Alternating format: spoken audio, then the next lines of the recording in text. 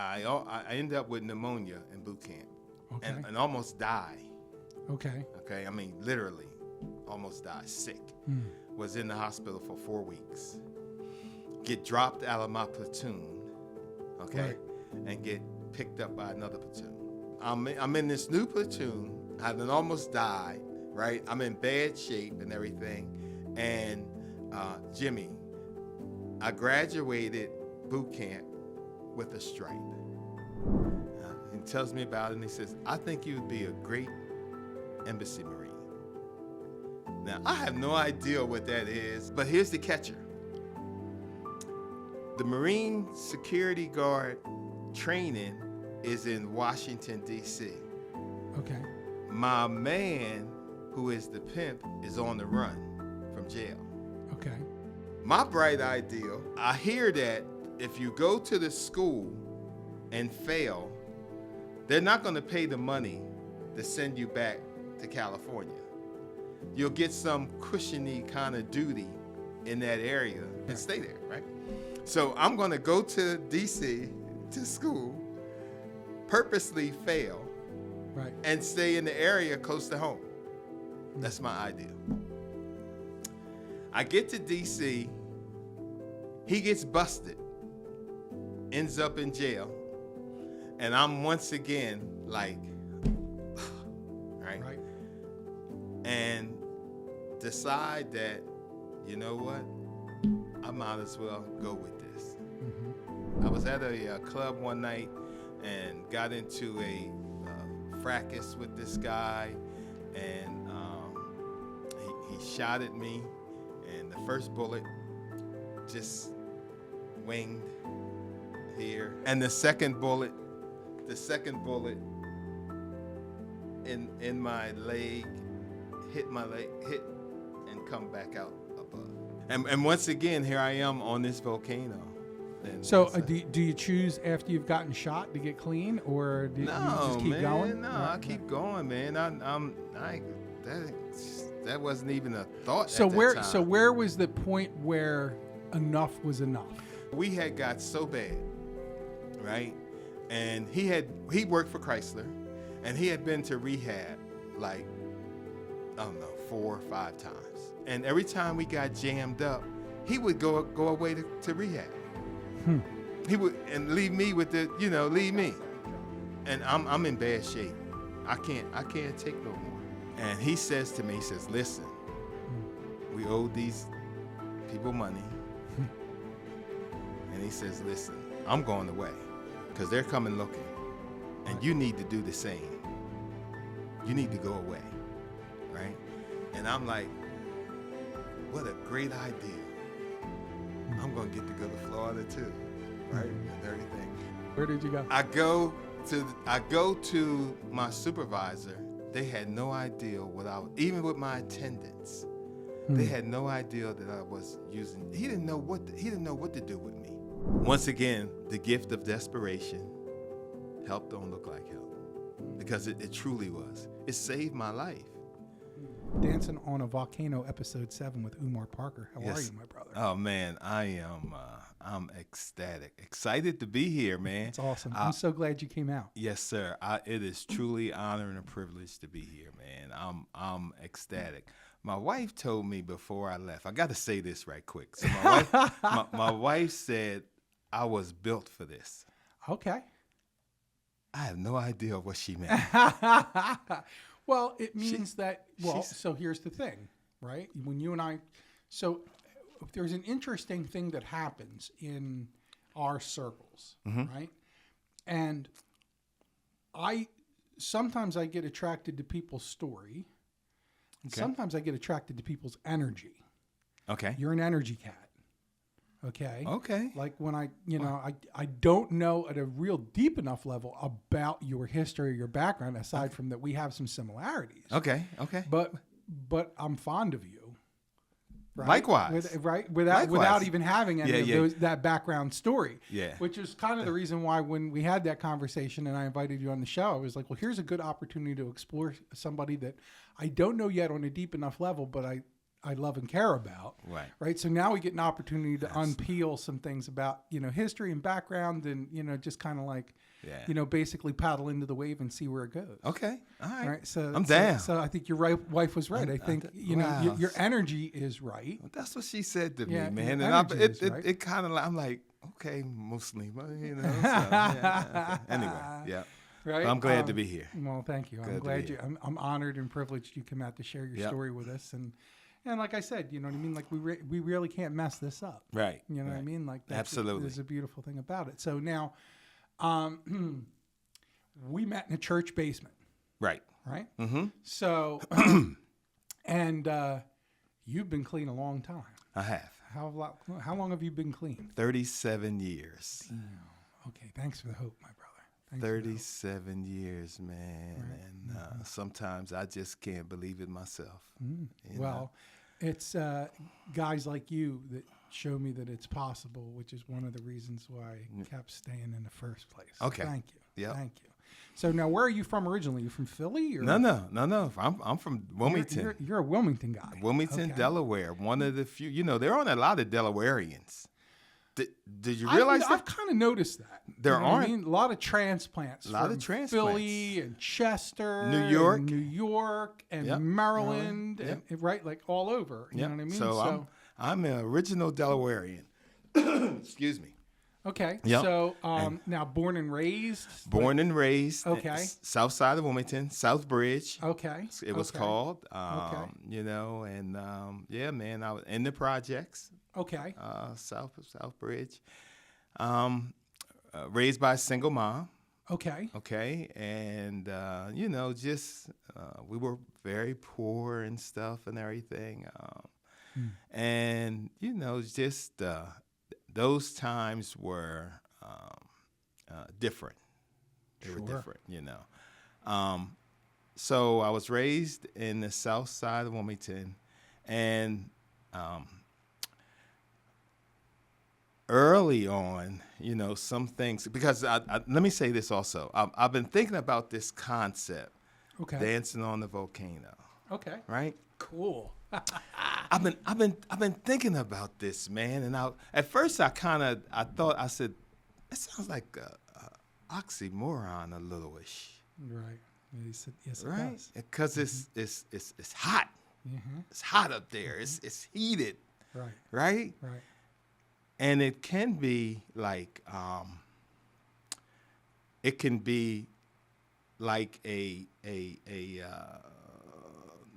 I don't want to say downer, but it can be explosive. Sure.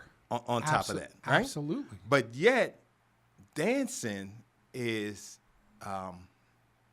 happy. Right. Right. Fulfilling. Right. Exciting. Right. And so that's where I was thinking. I said, "Damn, Jimmy got how did he get that dancing on the volcano?" It's been used in music lyrics. It's been used It's been mentioned in books.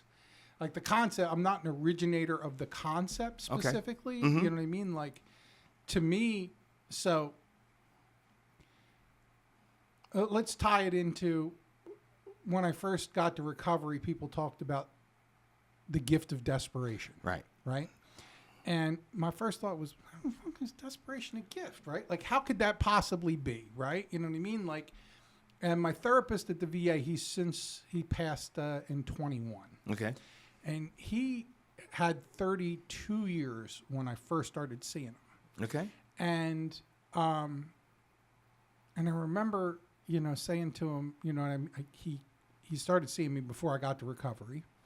And I remember at one point, you go through that strange awakening of your spirit where suddenly you realize that there's some character defects and shortcomings and these other things, and then you should be living by spiritual principles, and then everybody should be living by spiritual principles. And you go through that point where you look at everybody else and be like, ain't nobody living by no spiritual principles around here. You know what I mean? And then I said to him one day in a bit of a tizzy about the behavior of some others. I said, everybody should have this thing. And he said, it would never work. And I said, why? And he said, because unless you've been given that pain, Yeah. You would never do this deep of a level of exploration. And I was like, Yeah. oh. So I've gone from hating the disease of addiction to being thankful for it. Okay. Right? And yeah, absolutely. Right. Absolutely. Right. So because, so the reason I talked about that right quick, because, there's some, first of all, let me say this, that I lost a little sleep thinking about this coming here today. Okay. Right. Okay. And Well, you look well rested, so that's cool. But I'm not. Okay. Trust me, I'm not well rested. Okay. So, but I was thinking about that dancing, on the Volcano and the gift of desperation. Help don't always look like help. Right? Yes. Help don't always look like help, right?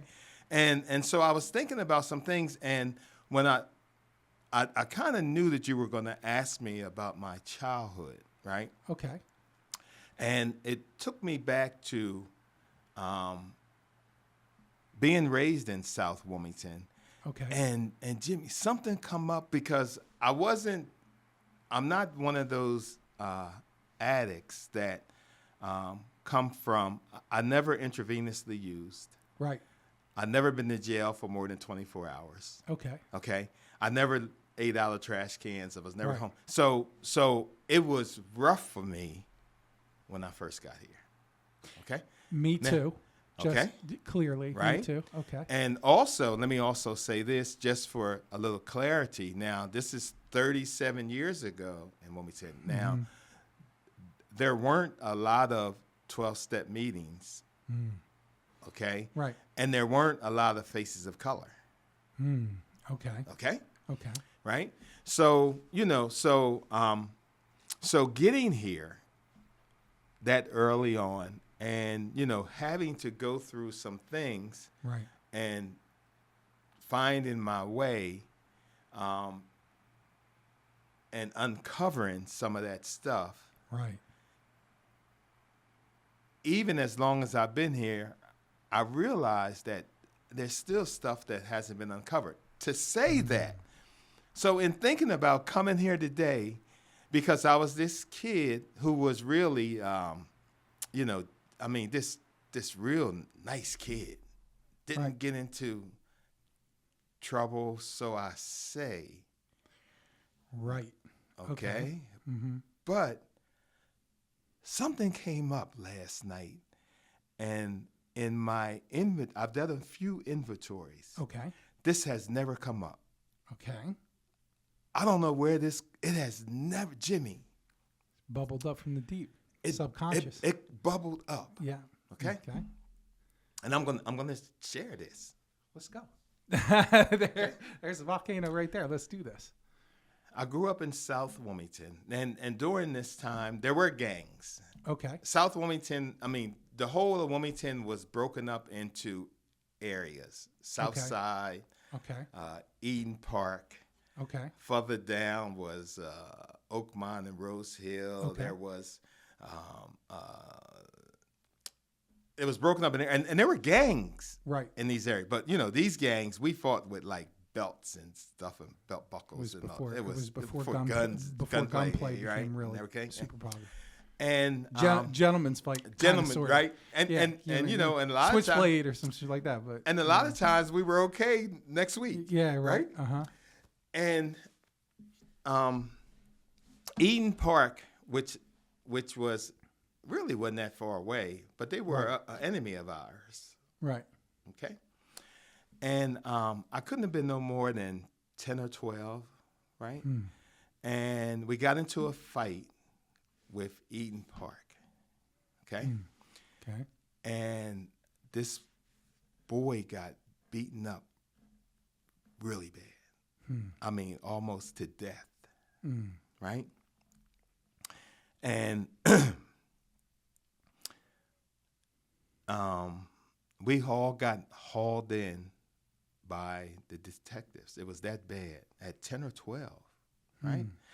I've never even thought about this until, I don't know where this come from, right? It, like you say, bubbled up, right? Because I was thinking about like my encounters, I guess, with the law, that I hadn't had all these encounters and stuff, but I had There more. were some. There were some. Right.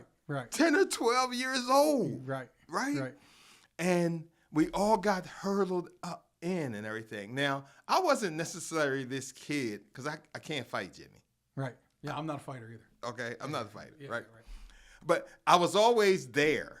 And so I got hauled in You with mean present? I by, was right. Guilty by association. association, right? Right. And we all got hauled in, and there were a couple kids that really did the damage that got in trouble. Right. And they even went to Ferris. And the reason I guess it was so damaging is that one of the kids, and this just kind of come to, he ended up in Smyrna. Okay. He is one of the baddest guys down there today. Right. As a result of one of the most heinous murders in Wilmington. That was one of the TV shows on Dateline. Wow. Okay. Wow. Okay. Okay? Right. Now, I don't know where that come from. Right. Right. Well, so here's the thing. It's foundational, right? It's the reason why desperation's a gift, right? Because when we hit those pivotal points, we can either go one direction or the other. And clearly there's a guy that went a direction that was, not beneficial to him or to society at large. And you might not have necessarily at 12 went in the direction of never getting in trouble or any exploration instances, but you didn't go down that path. Well, I didn't go down that path, but I've had other encounters with the law. Right. Okay. Right. So I just, and I needed to talk about that right quick because of my early childhood stuff that occurred, and being this son of this single parent. Right. And you're an only child, I remember. I'm an only child. Okay. And then like this guy came along and swooped my mom off of her feet and moved us out of the projects. Right. And moved us to the other side of town. Right. Okay. And things kind of changed.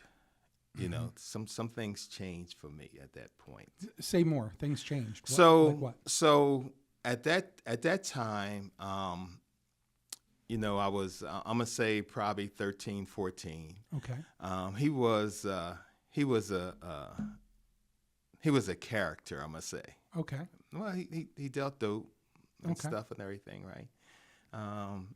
He dressed nice and drove a Cadillac and and everything, and he got me. He was from down south. Okay. He was actually from Selma, Alabama. Okay. Okay, and he fled the South, ended up in Detroit. Now, when you say fled, because he got in trouble, or no, because of Jim Crow, because of Jim Crow. Right. Okay. Which a lot of did, and they them. said was those from Alabama went to Detroit, those from Mississippi went to Chicago, and of course they went to the automobile industries. Right. GM, Ford, or Chrysler. All right. So, but this cat ended up in Detroit. Detroit. Oh, okay. So ended up in Detroit working for Chrysler. Okay. Now, I couldn't read or write. Okay. Almost to the day he died. Okay. Right. And. But would you quantify still as intelligent without the read or write? Do you think he was a sharp cat? No. No. No. Okay. Not at all. Okay. Not at all. It didn't. The only thing he probably, and I don't want to talk ill of him because he did provide. Right. Okay, for my mom and everything. But the one thing that he probably gave to me was a sense of work. He worked. Sure. He worked at Chrysler 30, 40 years, right? Right. And provide. So, and what he did for me, Jimmy, was he took me downtown Wilmington and got me a job. Okay. At the age of 14. What was your first job? It's called Burton's Clothes. Okay. Clothing store. Suits, men's clothes? Men's clothes. Nice. Okay. At that time in Wilmington, you could drive up and down. There were quite a few men's clothing stores in Wilmington at the time, right? This was one of the top men's clothing stores. Okay. Okay, and hence my fashion, you know. Yeah. And so he took me down there and got me a job at the age. I had been working since I was the age of 14. Right. Okay. But the reason it's so important was the characters that came through there. Right. Especially people who are buying men's clothes, suits. All the pimps. Right. Okay. All the drug dealers. Right. Right. And I'm 14, 15, 16. Impressionable. Right. Right. And it's how it kind of started for me. Sure. Well, we mirror what, we kind of mirror what success we see around us, and what source it comes from is material, is the fact that it exists, and you just gravitate to whatever's around. You know what I mean? Like, I mean, I could see, how that would appeal. And I mean, and receiving all this misinformation from misinformed people. Sure. Right. Sure. And so early on, I mean, I was in the streets at the age of 15. Right. No, when you say in the streets, I mean, you're on your own. Well, I still lived at home, right? But I also early on, I was a very good student in school. Okay. Okay, in middle school. Right. Now let me just also try and pull that in. So, went to a middle school in Wilmington called Bancroft. Okay. Which was just recently renamed to by this Maurice Pritchett. Okay. And they were building a new vocational technical high school. Okay. Called Del Castle. Okay. And they were grabbing students from the inner city to go to this all-white school. Okay. And I had always wanted to be, I don't know how I got this, but I wanted to be an architect. Okay. And they had a drafting and designing, course there. Okay. So now you had to, it was rough in these years to get into this vocational high school. You mean rough in terms of you had to qualify? You had to qualify. Right. Take a test. You had to qualify, pass, and all this stuff. Right. And that Del Castle is the after school of this other school called Brown Vocational Technical High School, which was like the elite. Right. Which was in downtown Wilmington. Okay. And they built this new school, right? So, a lot of us applied, okay? And I was, like I said, I was pretty smart, but I was also working at this clothing store. Right. Okay, I would leave Bancroft, and it was only a few blocks to my job, walk and go to, And I got accepted to Del Castle, right? Me and like my crew, like 5 of us, right? Got accepted, right? We're gonna go to Del Castle, okay? So we went, right? My crew lasted 1 day. Okay. They got kicked out? No. They just couldn't hack it? They didn't like it? They didn't like it. Right. And you stayed? And I stayed. Okay. So what did you think about like the curriculum or working around like? So. Did you like find out that you really liked architectural studies? So.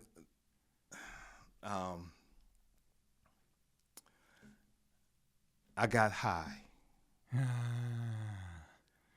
Yeah. Every single day of school. Me and Pete M. Mm-hmm. Every day, Jimmy. Right. And that smart kid, right? Right. Because I have a daughter. Okay. Right. Now let me say, and I'm going to say this, and she is going to blow, not just, so I don't have any biological kids. Okay. My daughter, who will be 48, has been with me since she is 40 since she was 4 years old. Okay. Okay. So she's yours. She's mine. Yeah. She's And not trust me, biologically yours. Just like one of my youngest is not biologically listen, mine, and but she's mine. she hates for me to say that. She can't stand it. As a matter of fact, my daughter says that my life really didn't start until she came. Well, you know what? One, she's right. Right? And two, she's a child of choice, which is the next level above child of biology. She's exactly. next level. And that's what she said. Because you chose her. I chose her. To be her. Yep. So that's, not only is that nothing to be embarrassed about, but that's a badge of honor. Yeah, man. Right? To realize that you brought enough to the table that somebody would want to raise you even though they're not obligated to raise you. Like, you know what I mean? Yo, if you're watching this, thank your pop. You know what I'm saying? That's what's up. Thank your pop. Yeah. That's what's up. So I'm saying that to say that I have a daughter and I have 2 grandsons. Okay. Okay. Who are my world. Okay. They are everything to me. Okay. Okay. And so I had been telling them, right, all these years, Right. that what a fantastic student I had been in school. Right. Straight A's. Right. Right. Except to getting high piece. You probably didn't share that. No, Jimmy. Well, how old are they? Well, one is going to be 28 next week. Okay. And the other one's going to be 23 in December. So they're adult grandchildren. They're adult. Right. Right? They used to call me Pop. Now they call me Pops. Okay. Okay? That's what's up. And then I found one of my report cards. Did they say it? They have not seen it yet. Yeah, don't show it to them. Let them live it. So here's the thing, right? Like, that's the funny thing about the Volcano. You know what I'm saying? Like, they may watch this. I barely made it out of high school. Oh, that's all right though, man. That's, you know what? Barely. So it's funny, you know. So you want to hear something really kind of funny? You know what I mean? Like the parallels that we realize in our stories, right? So I went to Central Montgomery County Area Vocational Technical School for commercial art. Are you serious?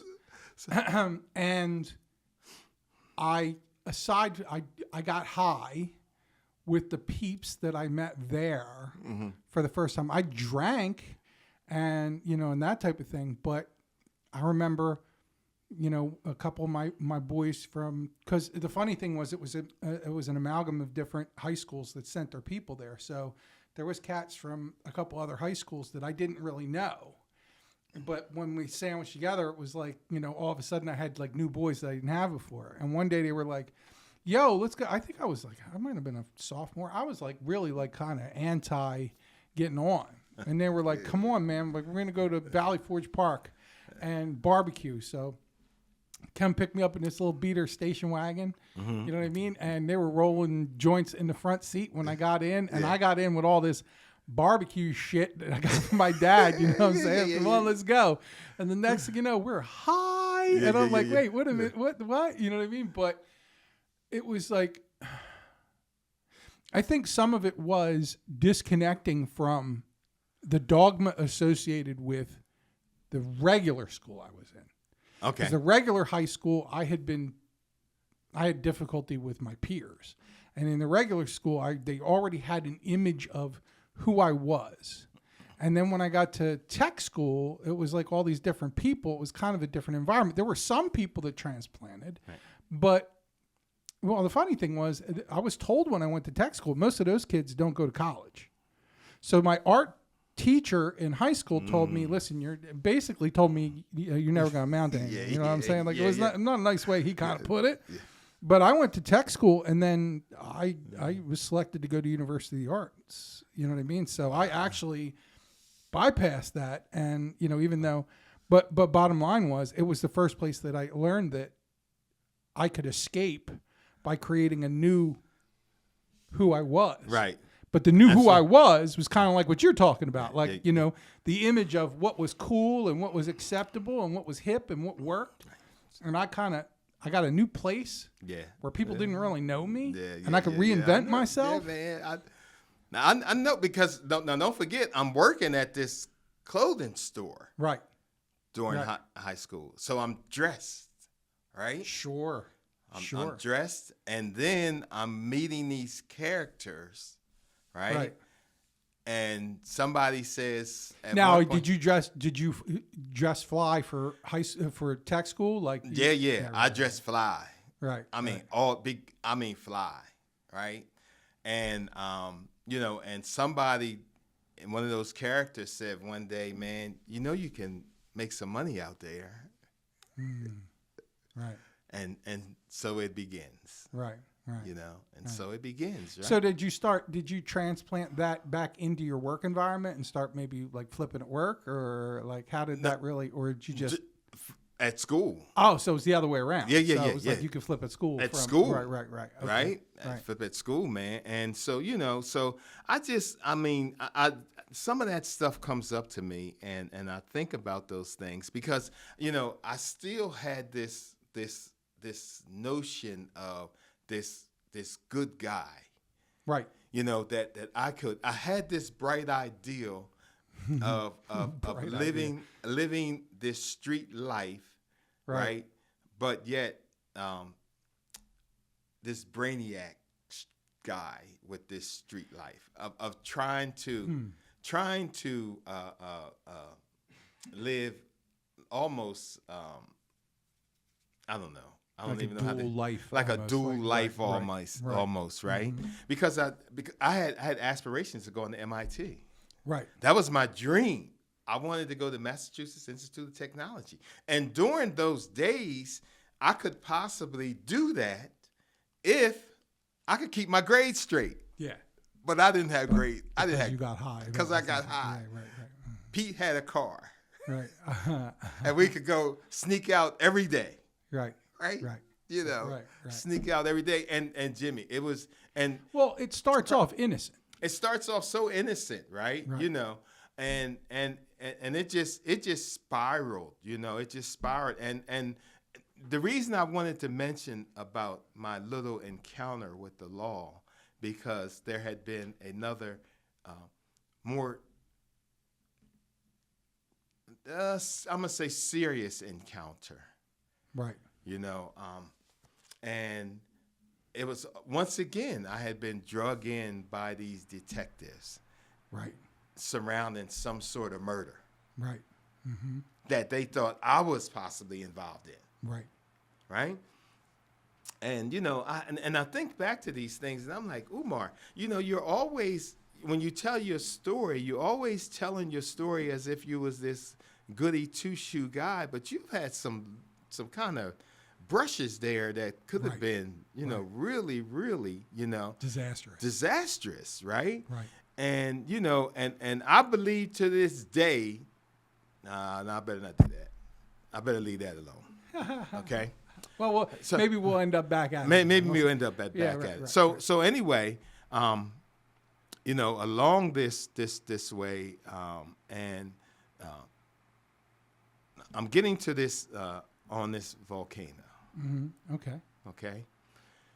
And life had just seemed so, I don't know. I had just seemed so beaten down. Sure. I think this last encounter with this brush with the law had been like it for me. Wake up call. It had been the wake up. Right. And I ended up, now I'm underage, but I'm going to be 18. Right. Okay, in a few months. And ended up in front of a judge. And at that time, what they used to do is they would scare straight, right? I can remember him clear as day. Young man, I'm going to save your life. You have a couple choices here. Door number 1 or door number 2. Right. And I advise you to take door number 2. Door number 1 is Smyrna Correctional Facility. Right. That's where you're going to end up if you keep going this way. Right. Or you can take door number 2 and go to the United States Marine Corps. Mm-hmm. Yep. Right? Thank you for your service, my brother. Yep.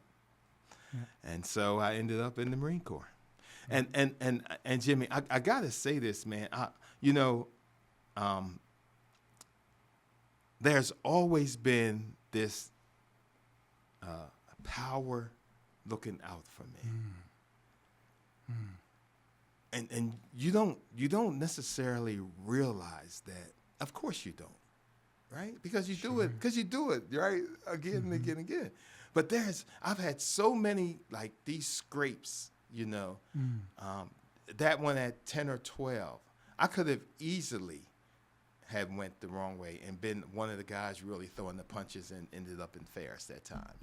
This second time, I could have easily had been implicated in that and been ended up, Right. But there's always been this. So are you saying not just lucky? No, this is not luck. Right. Exactly. I wanted to make it. This is not luck. This is this because those are some of the earlier times, right? But there's many more reference points. Me too. Right? Me too. Right? Me too. And so I ended up in the United States Marine Corps. And the one thing was when I went to recruiter, right? I could have got more, right? Right. But my bonus was I wasn't going to Parris Island. Okay. Right. I had heard so many horror stories. Right. About Parris Island. Yeah. So my sign-in bonus was San Diego. Yeah. MCRD. MCRD. Right. I went to San Diego. Me too. So wait do you hear this? This shit is weird. Where do you hear all these fucking parallels, right? Nuts, right? So which is Jimmy, which is the attraction. Right.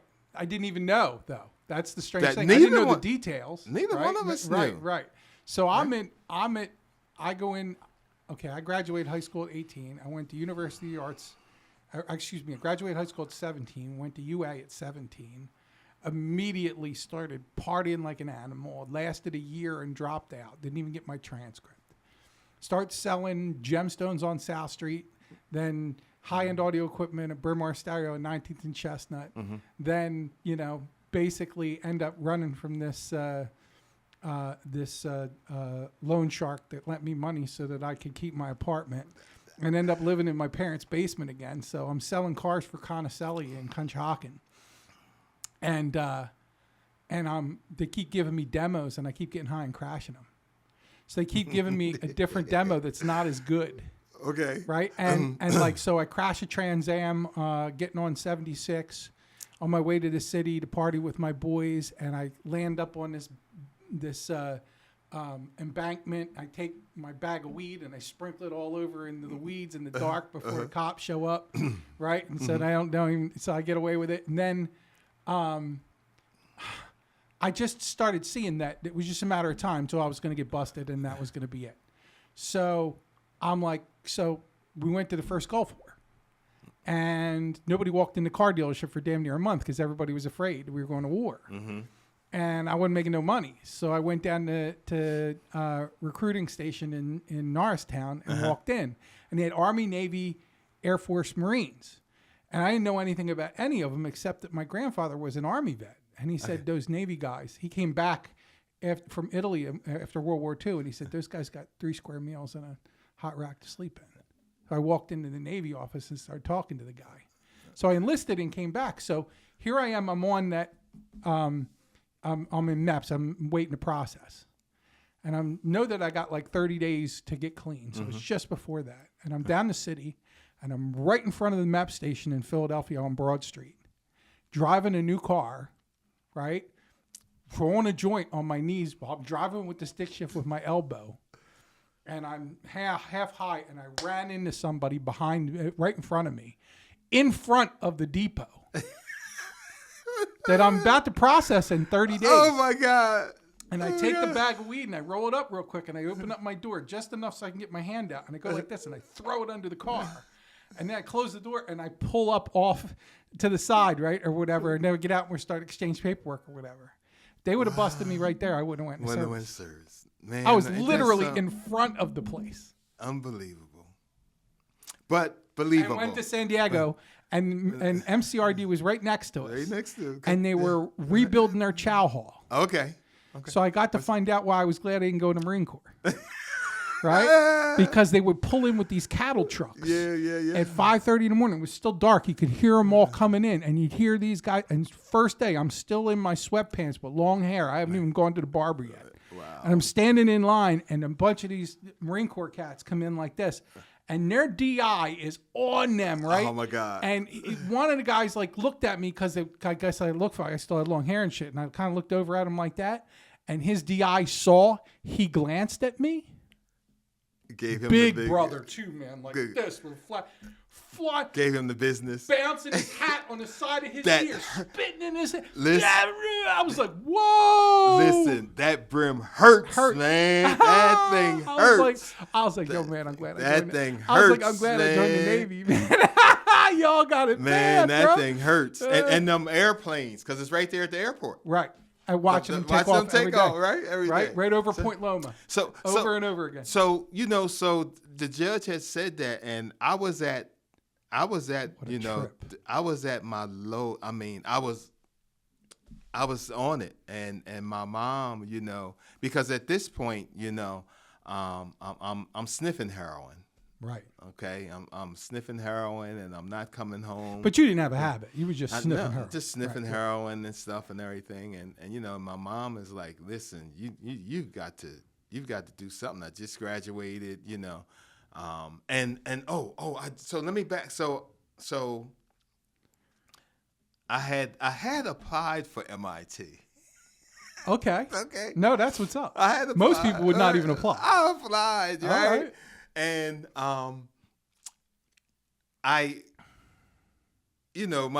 the teacher at Del Castle, right? He's like, Oumar, what are you doing, man? He's like, do you think he knew you had a problem besides? I'm sure he did. Yeah, I'm sure he did. Because we would. So this young man's out the pocket. So Del Castle. So the way the shops, I don't know how they are now, but it used to be that. So you went to your math, English, and social studies or whatever in the morning, and your whole afternoon was your shop, right? And so we would go out to lunch and get high, and I'd be in shop, and I'd be wasted, could barely do my assignment, and so he would, and so he said, listen, why don't you try and apply for the community college, right? And at least see if you can get in there, right? And you might can get yourself together and your grades together, and maybe you can pursue your dream. He at least gave me that advice. A stepping stone too. Right. And just so happens that Del Tech was on 30th Street in Wilmington at the time. Right. There was no Stanton campus or none of that at the time. It wasn't even built. Right. It was just a office building with about 5 stories, and it was in walking distance. And I got accepted in Del Tech. Okay? In architect. Okay? And so, I would walk to school and everything, but it just, I just was so messed up, and everything. And I had, once again, here's this rejection piece, I guess, or abandonment. No, more so abandonment piece. We were going to go, there were 2 other friends of mine that were going to go in the Marine Corps with me. Okay. On this buddy program. Right. Okay. We were going to go. I had to go. Right. Okay. They didn't have to go. Okay. Mm-hmm. And so one of them didn't pass the physical because he had a bum knee. Okay. The other guy backed out, so they didn't go with me. They didn't go to the Marine Corps. So I'm like, my God, my boy's supposed to go with me. Here we go again. Right. They backed out. So, but I got to go anyway. And I ended up in the Marine Corps, man. And once again, the gift of desperation. Help don't look like help.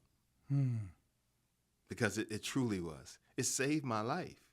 You know, it truly Discipline. It saved right? everything. Discipline. You know, the guy and I had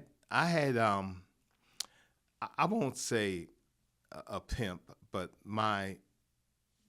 the guy that I pretty much palled with, lived with, he was a pimp. Okay. I mean, a pimp. You mean before you went in the service? Before I went to the service. Right. Okay. Okay. And so, you know, did a lot of stuff and everything. I'm 17 years old, man. I'm you know, and get ready to turn 18. You're a fox in the hen house. Yeah, man. At that age. At that age, right? Being exposed to that level of lifestyle and everything. Right. So, you know, I end up in the Marine Corps, end up in San Diego, right, in boot camp. Now, what was your MOS? So I was a logistics and embarkation. I think it was 0441. Right. So logistics and embarkation. Okay. So but you don't get to get high on your own supply. In Marine Corps logistics. Right. but listen, this is where it gets really good at. Right. Okay. So I come home from boot camp. Okay. I get assigned to 29 Palms. Okay. In California. Right. Right. And go back to California, stationed in 29 Palms, logistics and embarkation, and this warrant officer approaches me one day. Okay. And he says, "Son, are you familiar with embassy duty?" And I'm like, what's that? You know, he tells me about it, and he says, "I think you would be a great embassy Marine." Now, I have no idea what that is or the magnitude. That's intense, but skate duty all at the same time. I have no idea. Right? Depends on what embassy. So, okay. Depends on what embassy. So he puts me in for embassy duty. Right. But here's the catcher. The Marine Security Guard training is in Washington, D.C. Okay. My man, who is the pimp, is on the run from jail. Okay. Or trying to evade jail. He's in Washington, D.C. Right. Okay? My bright idea, here we go again, right? Mm-hmm. I hear that if you go to the school and fail, they're not going to pay the money to send you back to California. You'll get some cushiony kind of duty in that area and stay there, right? So I'm going to go to DC to school, purposely fail, right, and stay in the area close to home. That's my ideal. I get to DC, he gets busted, ends up in jail, and I'm once again like, right? And decide that, you know what, I might as well go with this, right? Let me back up 1 minute. Once again, I'm kind of this guy that, you know, doesn't appear to be doing so well. Now, you've got to understand, and you know. Say more about that. Doesn't appear to be doing so well. So I'm in boot camp. Right. Okay. I ended up with pneumonia in boot camp. Okay. And almost die. Okay. Okay. I mean, literally almost die, sick. Was in the hospital for 4 weeks. Get dropped out of my platoon. Okay. Right. And get picked up by another platoon. In boot camp, that is a horrible place. Sure, because you don't get, so here's the thing. The relationships you build with the guys that you came in with are the guys that are pulling for you. But when you come in as a guy that don't belong, it's rough. It's rough. Man. And the DIs even hate you even more. Yes. Right? Right. Because to them, you rocked out. You know. Right. So, okay. So I'm in this new platoon. I had almost died. right? I'm in bad shape and everything. And Jimmy, I graduated boot camp with a stripe. Okay. How about that? 80 boots. They only promote 10%. Right. And I graduate with a stripe. Right. Once again, here's this, I'm like, wow. So here's the thing, right? Like, we are who we are, right? Yeah. And when you take away the ballast, right, that is our habits. Now, I wanted to get high the whole time I was in basic. Yeah. I wanted to get high I was in service for 6 years. I wanted to get on, and anytime they gave me 30 days, you know what I mean? Like I was on, it was on and popping, bro. Yeah. I was going to get destroyed, and then I was going to like try not to get destroyed until I got back to it. Right. But, you made me think about a funny story, only because of the logistics piece. So I've never told this on camera, but I'll tell this one. Okay, go ahead. Right? So I'm in a helicopter squadron in San Diego. My boys from HS6. What's up, fellas? So they call me Dino, right? Short for my last name, right? So I'd been in the squadron for about 6 months or a year, and this cat came to the squadron, and I was a E4, he was an E5, a supply clerk, logistics, right? Aviation storekeeper. Okay. So they called him Iceman, Steve. He Hispanic fella, fucking nice dude. He was like my right hand, and he was like, at first he was like my workout partner. Like we hit the weights hard, and we started hanging out. So I remember one point we were out one night, came home. He was like, "Yo, man." He was like, he handed me the shotgun, and he took his pistol, and we took these pictures, and he had him hanging on his refrigerator. Us, like, you know what I mean, like, with my trench on. You know what I'm saying? Like, look like, right. So I'm with his mom long before he was born. She and I are dating, and she says to me, like, he said to me, like, listen, man, you know what I mean? You want to go down TJ with me this weekend, whatever? And I was like, yo, man, that's Valentine's Day weekend. I can't go to TJ with you, man. I ain't going home. He was like, all right, man, I'll see you Monday. I go to squadron on Monday. I go walking into the aircraft hangar. Dino, what's up with your boy Ice? And I'm like, what are you talking about? Then I say a couple, dude, what happened to your boy Ice? And I'm like, what is going on? He say, don't you know? He got busted coming across the border. And I was like, what? So I'm at the squadron, right? And I'm like, so then one of the officers comes to me and say, hey, listen, the Judge Advocate General wants to talk to you. Yeah. JAG officer. Yeah. And I'm like, about what?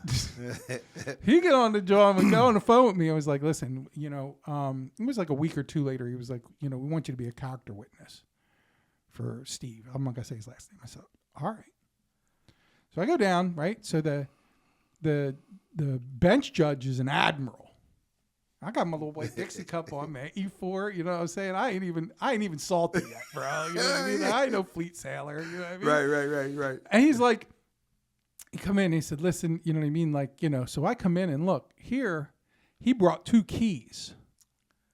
Wow. He had 2 keys. He was trying to smuggle them across in a rent-a-car and got busted. What? Yeah. If I would have went with him. Oh, my God. Right? He did federal in Leavenworth for a long time, dude. He locked up a long time. He did a lot of federal time. Right? But I remember going down there, right? And they walked me into the courtroom, and they're like, and I could see this 2 big pillows, right? Exhibit A.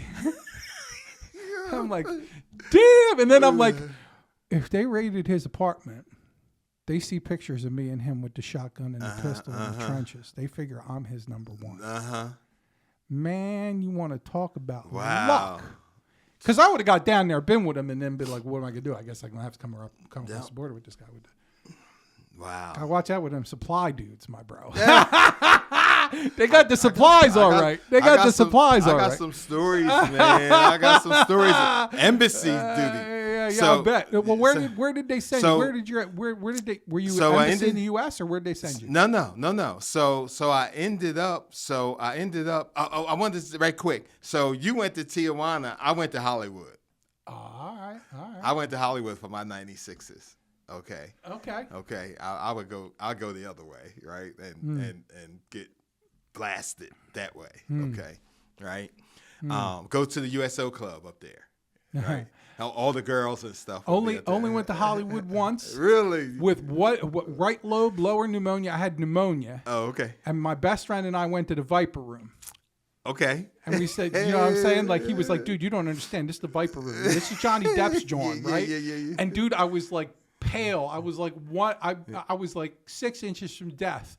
And I just kind of like leaned me against the bar like that with my drink or whatever. Yeah. And we had to pull over and throw up. Wow. On the way there. But dude, I was a hardcore partier, man. There was no way I wasn't going. Well, listen, I was such a regular up there. They would leave the car for me, the rent a car for me, and the keys under it.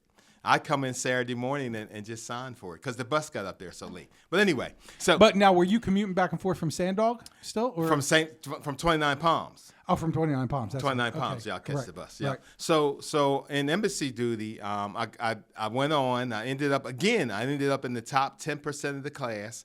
I was there at embassy duty when the embassy in Saigon fell. A little bit after that time. So you're technically Nam era. Yeah. You are Nam era. Yes. Yes. Right. So. Nam era, it's May 75 it ended. Okay. And man, you're all kinds of fucking lucky, bro. Man, but listen, Jimmy. Our class was headed to Vietnam to help to evacuate the embassy. We went to bed that night to get up that morning to go to help. And when we got up that morning, they said it was too Saigon late. fell. It was gone. Saigon fell. Yeah. It fell. Mm-hmm. So, okay, once again, here we go, right? That more than just luck, my brother. Right? I know I say you got lucky, but it's more than just luck. So anyway, I was supposed to go to, I had all these different stations. How long did you do? How many years were you in? I was in the just a little over 3 years. Okay. I was supposed to do 4 years, and my paperwork got messed up. Okay. Okay. I regret that. Okay. Let me say I regret not staying in the Marine Corps. Okay. I regret that. When you say your paperwork got messed up, say more. So when I signed up, right, it said 3 years. Okay. Okay. And when I went to embassy duty, you had to have so much time in order to sign up for the duty, and I didn't have enough time, so I had to extend. I had to sign to extend, and when I extended, it ended up being a little bit more over 3 years. Okay. Right, but I was really supposed to do 4 years. Okay. Okay. Right. Okay. But you regret not staying the full 4. No, I regret not staying 20. Okay. I regret. Okay. All right. So let me say something. So, and this is a compliment, right? I've heard there's only 2 branches of service: the Army and the Navy. Right. The Air Force is a club, and the Marine Corps is a cult. That might be right. Yeah. Right. So, because I romanticized my time in the Navy. Right, I worked on the flight deck of an aircraft carrier. It was like a full-time air show all the time. You know what I mean? Like toe-to-toe with the Marine Corps cats. We had VMFA 314. That was a Marine Corps F-18 squadron. You know what I mean? So those tacks, you know what I mean? Like by the time you got the aviation, Marine aviation, Navy aviation, it was a little different, but it wasn't that much different. You know what I mean? But they were still Marine Corps. But all my friends who were Marine Corps cats, every last one of them, right? There's just something they got that shit tattooed on their heart. Yeah. Like there's, don't get me wrong. I'll be a sailor till Davy Jones gets his due, dude. Yeah. You know what I mean? I bleed salt water, but y'all cats, got something a little different. Man, I'm telling you, Jimmy. It is so. I seen in some of your some of the things I regret. I think you asked some of the questions. Right. That was one of my regrets. Yeah. Not staying in. Okay. Yeah. So. Well, how do you think your life would have changed differently? Like, what would have? Well.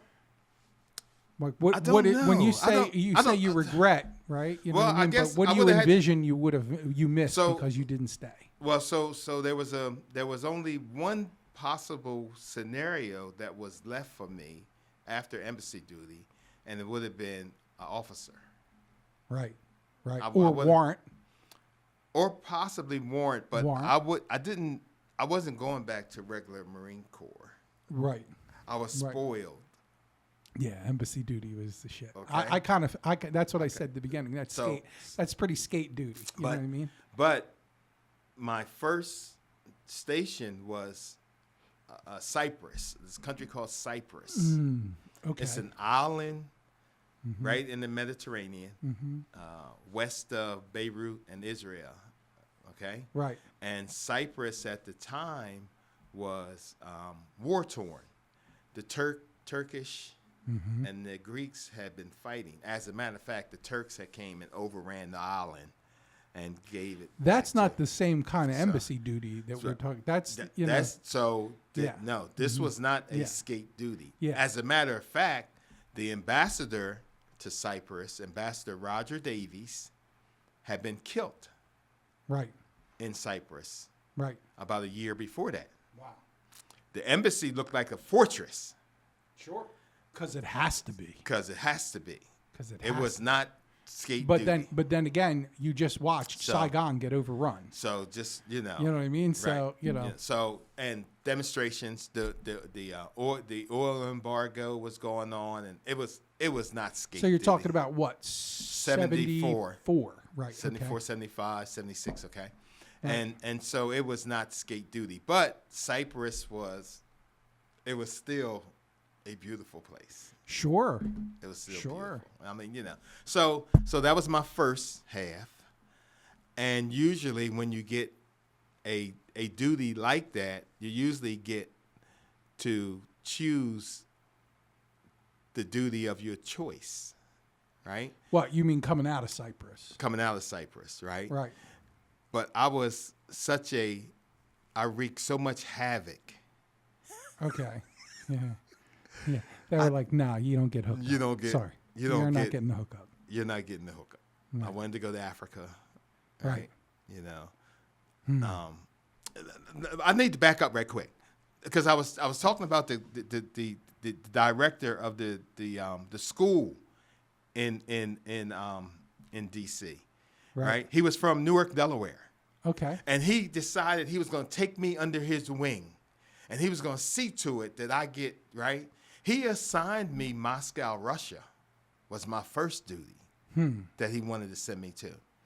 And Russia would not grant me a visa. And we don't know, never ever found it, have no idea. Do you think it was racially motivated, perhaps? I don't think it was racially motivated. I think because I used drugs and they knew. I don't know. Right? But anyway, so, then I was assigned Dhaka, Bangladesh, the poorest country in the world. Yeah, man. Yeah. My friends, you know what I mean? I have Indian friends, right? And my wife sometimes talks about, wouldn't it be really nice to go to India? And I'm like, no, thank you. So, you know what I mean? Like and then it looks beautiful and, but. Then they assigned me Cyprus. Where the hell is Cyprus? Right? And how long were you in Cyprus for? I was in Cyprus for about 15 months. Right. I speak and Greek. You basically, do you? Speak a little Greek. I used to speak it very well. Sure. I used to speak very well. Well, you maintain that by staying in it long enough, and you come back, it slips. But okay, so let's walk through so far. So I mean, we didn't took up. I ain't even got to. It's okay. We're getting there, baby. We ain't no hurry. Good. We good to go. We good. Dean, we okay? I'm just kind of. I got to check with Dean, my recap, man. And hang on 1 second.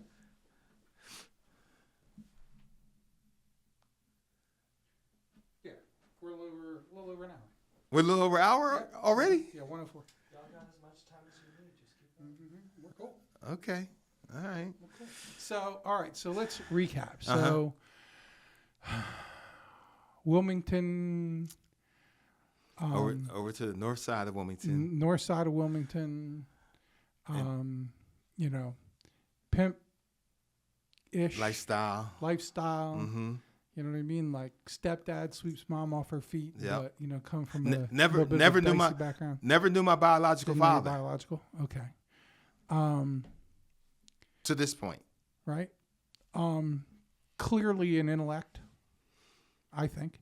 but at the same time, trying to escape through the ways a lot of us trying to escape, right? Yep. Opportunities abound, right? Right. But also opportunities for destruction abound, right? Absolutely. Make some of the wrong choices, Yep. right? Mm-hmm. Get forced into a position where, it's either, go to jail or, enlist in the service, Yeah. right? Get an opportunity to do some traveling, changes your perspective, right? Yeah. So you get out after 3 years and a little change, right? Yeah. And when they release you, where do you end up? You end up back in Delaware? But wait a minute, you're missing the whole. There's a piece there I got to tell you about. Okay, so break that piece down. So from Cyprus, Okay, I got another duty to do. okay, From Cyprus, they sent me to Burns. So the smaller the detachment, the better the Marines lived. hell yeah. Okay. Dean's over there shaking his head because that's not service specific. So right? so small Burn- detachments live nice. So Burns, Switzerland was a detachment of 5. Oh, Bern, Switzerland. Right. Oh, and you had personality in Bern. So wait a minute. You don't look like nobody Jimmy, else. The girls Jimmy, like you in Switzerland. Jimmy, baby. hold- Come on, baby. listen, you were But- balling in Switzerland, bro. Come on. But so they send me to because I wanted to go to Africa. Right. Right. They wouldn't send me to Africa. Then I asked to go to London, England. Okay. Okay. He says, no, you're not going to London. Right. You're not going. So they sent me to Bern, Switzerland with this detachment of 5. Right. And I had them Marine. They were so friggin' Chilled. No, they were so straight and polished and so gung ho. They didn't do shit because it's not the real Marine Corps. It's not the. They're not real Marines. I'm sorry for anybody who's standing duty in Bern, Switzerland right now, but oh my God, they were pathetic. Right. Well, you know what? Here's the thing. It seems like, and I find this to be the case, that the more like it's supposed to be small detachments are chilled. Yeah. Right. Right. But what happens is if they get too far detached from reality, then they're forced to make up their own reality. Yeah. Well, right? Well, listen, let me tell you what happened. 5 days. Listen, the colonel came in and said, you are out of here. Pack your shit. You're going to London, England.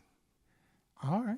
I'll be like, I turned that. Bet, where's my bag? I turned that. We had girls and parties and smoking hashish. And I had turned that place out, right? They were, listen, as a matter of fact, I'm not even sure the same 5 guys there got to stay there. Oh, really? Yeah. You balled out. Yeah, man. So they sent me to London, England. Right. And that's how you completed your duty in London? In London. And it was... yeah, that's banging. It was the time of my life. Hell yeah. It was the time of my life. I almost got married in London. Really? Yeah, yeah. Almost got married in London. I met this girl. She was a editor for a news magazine in Africa, and almost got married and everything. She came here. And, we couldn't decide on where to live. She wanted me to live in London. I wanted her to live here. She came here, and she stayed here for a couple of weeks and everything, and couldn't decide, and she left. And 2 weeks later, 2 or 3, I'm gonna say within a month, I met my wife that I'm with now. Right. And I've been married for 37 years. We've been together for 44 years. Wow. Me and my wife have been together for 44 years. And she... Well, it sounds like that was the right move then. Well, yeah. Yeah, if you're watching, that was the right move. That was right absolutely the right move. Just, Jimmy got me kind of caught up here. Yeah. That was the right Don't move. forget, I was made for this. There we go. So, we got to keep going. Yeah. Thank you. So yeah, man. So so that was, and I come back home. Right. Come back home, and I'm strung out. I'm pretty messed up. I'm pretty, Well, so once the rigidity of this, okay, so here's the thing. By the time I was in the service, they had a zero tolerance policy. Like you pop positive, you were out, right? And what they would do at my squadron is they'd have 2 dice, and they'd roll those dice, and they'd roll it like once or twice, and those last 2 numbers decided where on your social security number. And they would, if those numbers, they would roll it up against the last number in your social, and that was how they kept it random. So you never knew when they were going to roll your dice. And if they did, you had to, you were going in for the whiz quiz. And if you pop positive, you were getting other than honorable at best. So times for me were a little different. They didn't necessarily test you for drugs. It was more so alcohol. Yeah, but when I was when I worked on the flight deck, they used to tell me that at the used to be able to come down from the flight deck, and there used to be rooms called take some, leave some room. And you go in there and get on and just leave your drugs in the fucking bulkhead, and then somebody else come in and they like spatter paint a wall. I was like, I couldn't imagine getting on and working on the flight deck. You want to talk about like death sentence? You know what I mean? Like, take 1 foot in the wrong place and you're toast. Yeah, man, I could not imagine getting on and going up and work on a flight deck. So I'm going to fast forward to. So I come home, and I'm done, man. I'm out there, But you're with your wife at that time. So I'm with my girlfriend.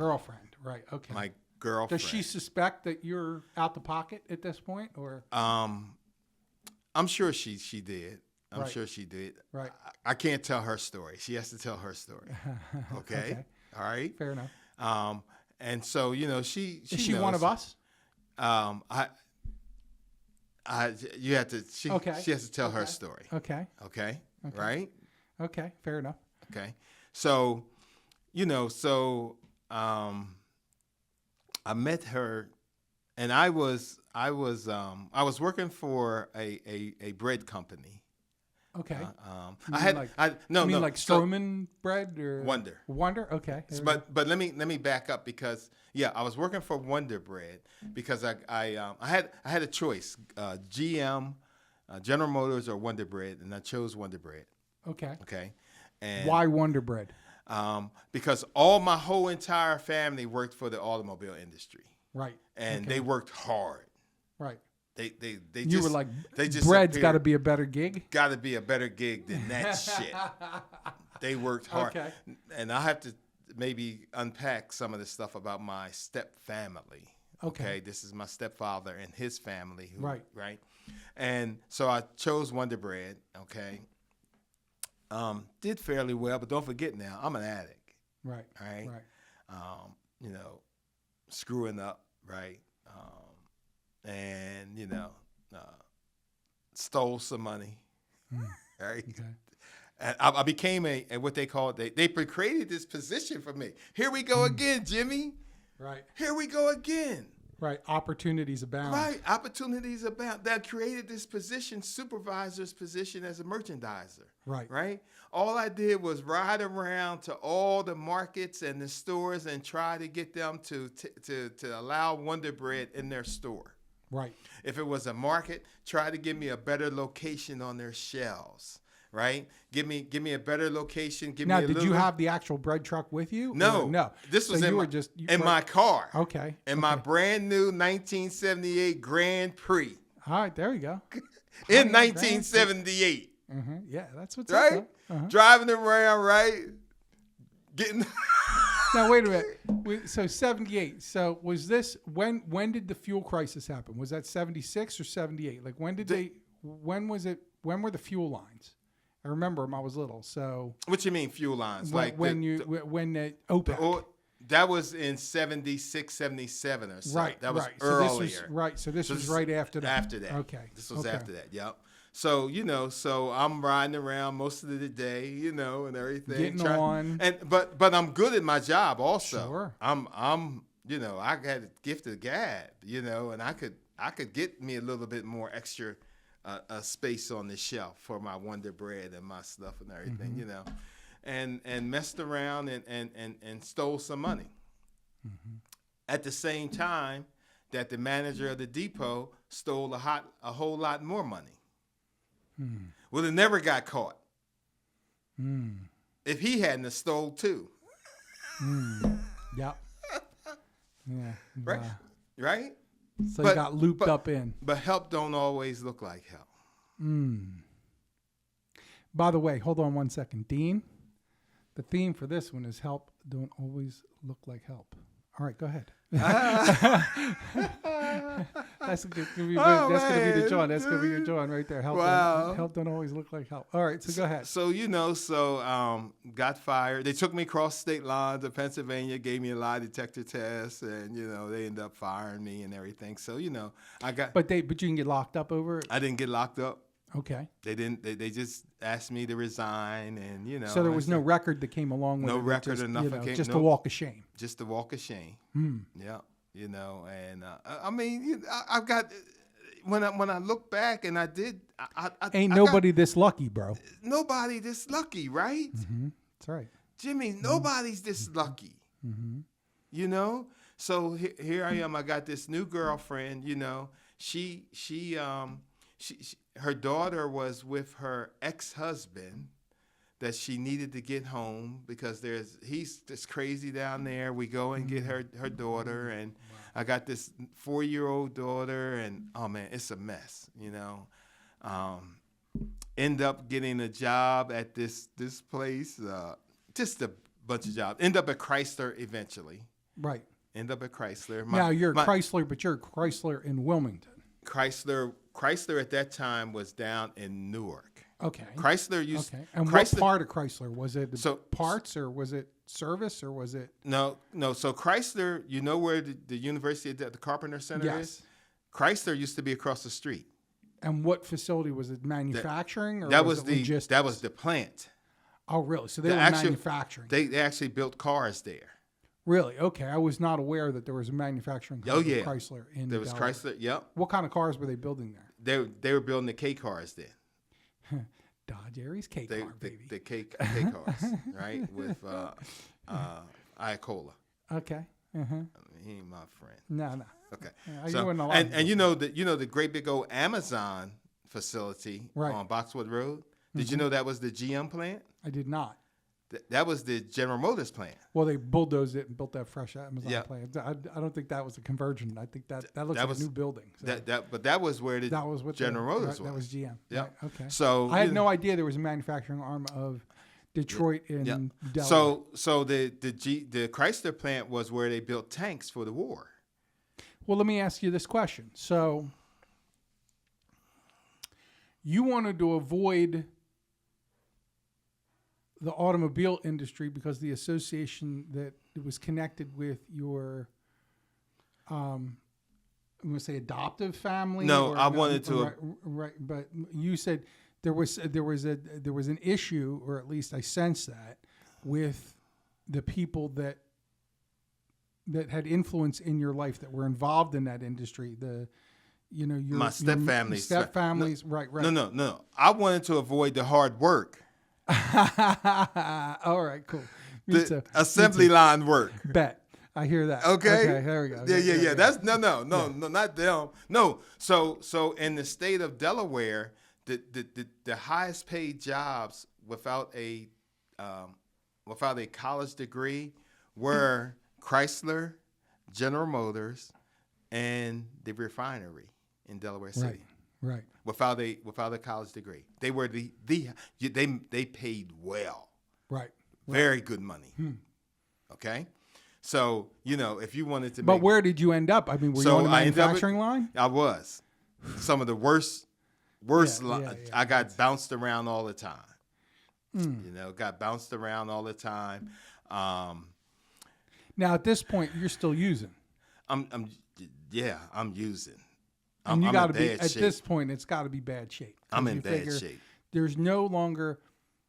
When I got out of service, it was like immediately. It was like, now I can get high all the time. Yeah, you know what I mean. Like you know what I mean. Like, nothing really getting in the way. There was no drug testing. Yeah, there would have been. Yeah, there was no drug testing during these days. Right. They didn't drug test you for jobs during these days. Okay. Mm-hmm. This is 80s. They just figure you drink. You drank.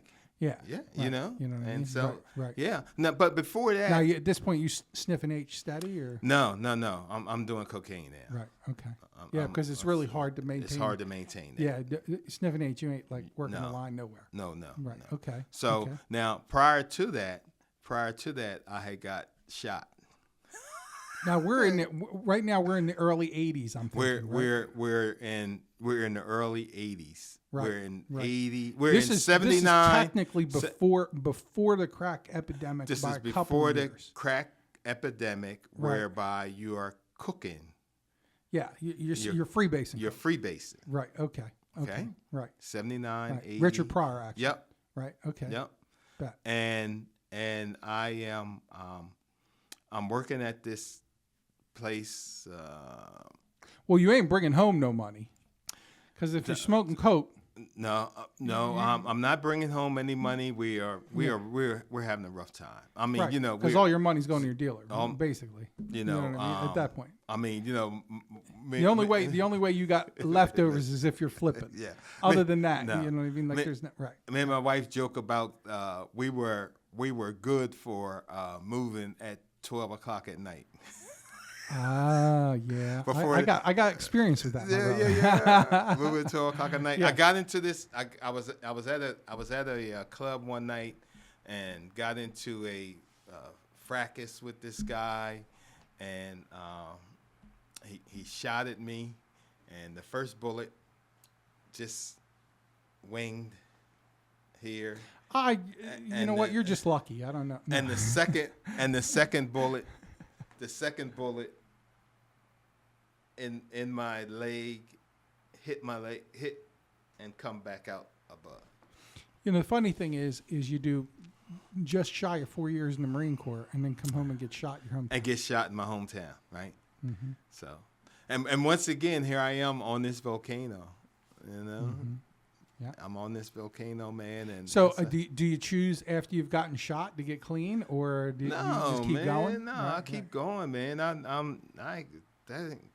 That wasn't even a thought So at that time. So where was the point where enough was enough? So I can remember I was at this job. I was making at that time $4.35 an hour, and I went to the guy and I literally told him, I said, "Listen, man, you have got to give me a raise. I can make more money dealing drugs than this." And he looked at me like, and I'm like, "Yeah." And so he gave me a quarter raise. Eventually, I got hired at Chrysler. So I started earning a little bit more money, right? And I was Jimmy, I was this guy that didn't necessarily use all the money. You know, Right. my Which wife probably keeps you using longer. I was the same guy. Okay. Like, you know what I mean? Absolutely. Like I was broke, but I was never Right. eating out of dumpsters, living Right. in abandoned broke. Exactly. Right. Me too. Okay. Me too. Which was actually, in some weird way, a know, blessing and a curse. A blessing and a curse, right? The curse is I can keep going. Yep. So, you know, at some point my mom calls me. She worked for the Department of Labor and found people jobs. My mom called Boy, me. that's a break right there. My mom called me and told me that they were hiring down at the refinery in Delaware City. My uncle had worked there. My uncle wanted me to work there in 1974 straight out of high school. And I refused to go. You needed a because little Marine Corps time. I was scared Right. to work in that refinery. To climb them damn towers and all. I wasn't doing that. Go straight out of Looked high like school. work, too. Right? Looked like work too, right? Well, guess where I ended up? Right? And I went down Just later. there. Just a delayed reaction. The desperation. I went down there. I was supposed to go one day. Well, I couldn't make it because I had stuff to do. Yeah. I went You were doing stuff, all right. I went down the next day, and the receptionist knew who I was because of my uncle, okay, and had been waiting on me the day before. And Right. she says, "You were supposed to be here yesterday. They're not giving out that closed yesterday." And I started crying.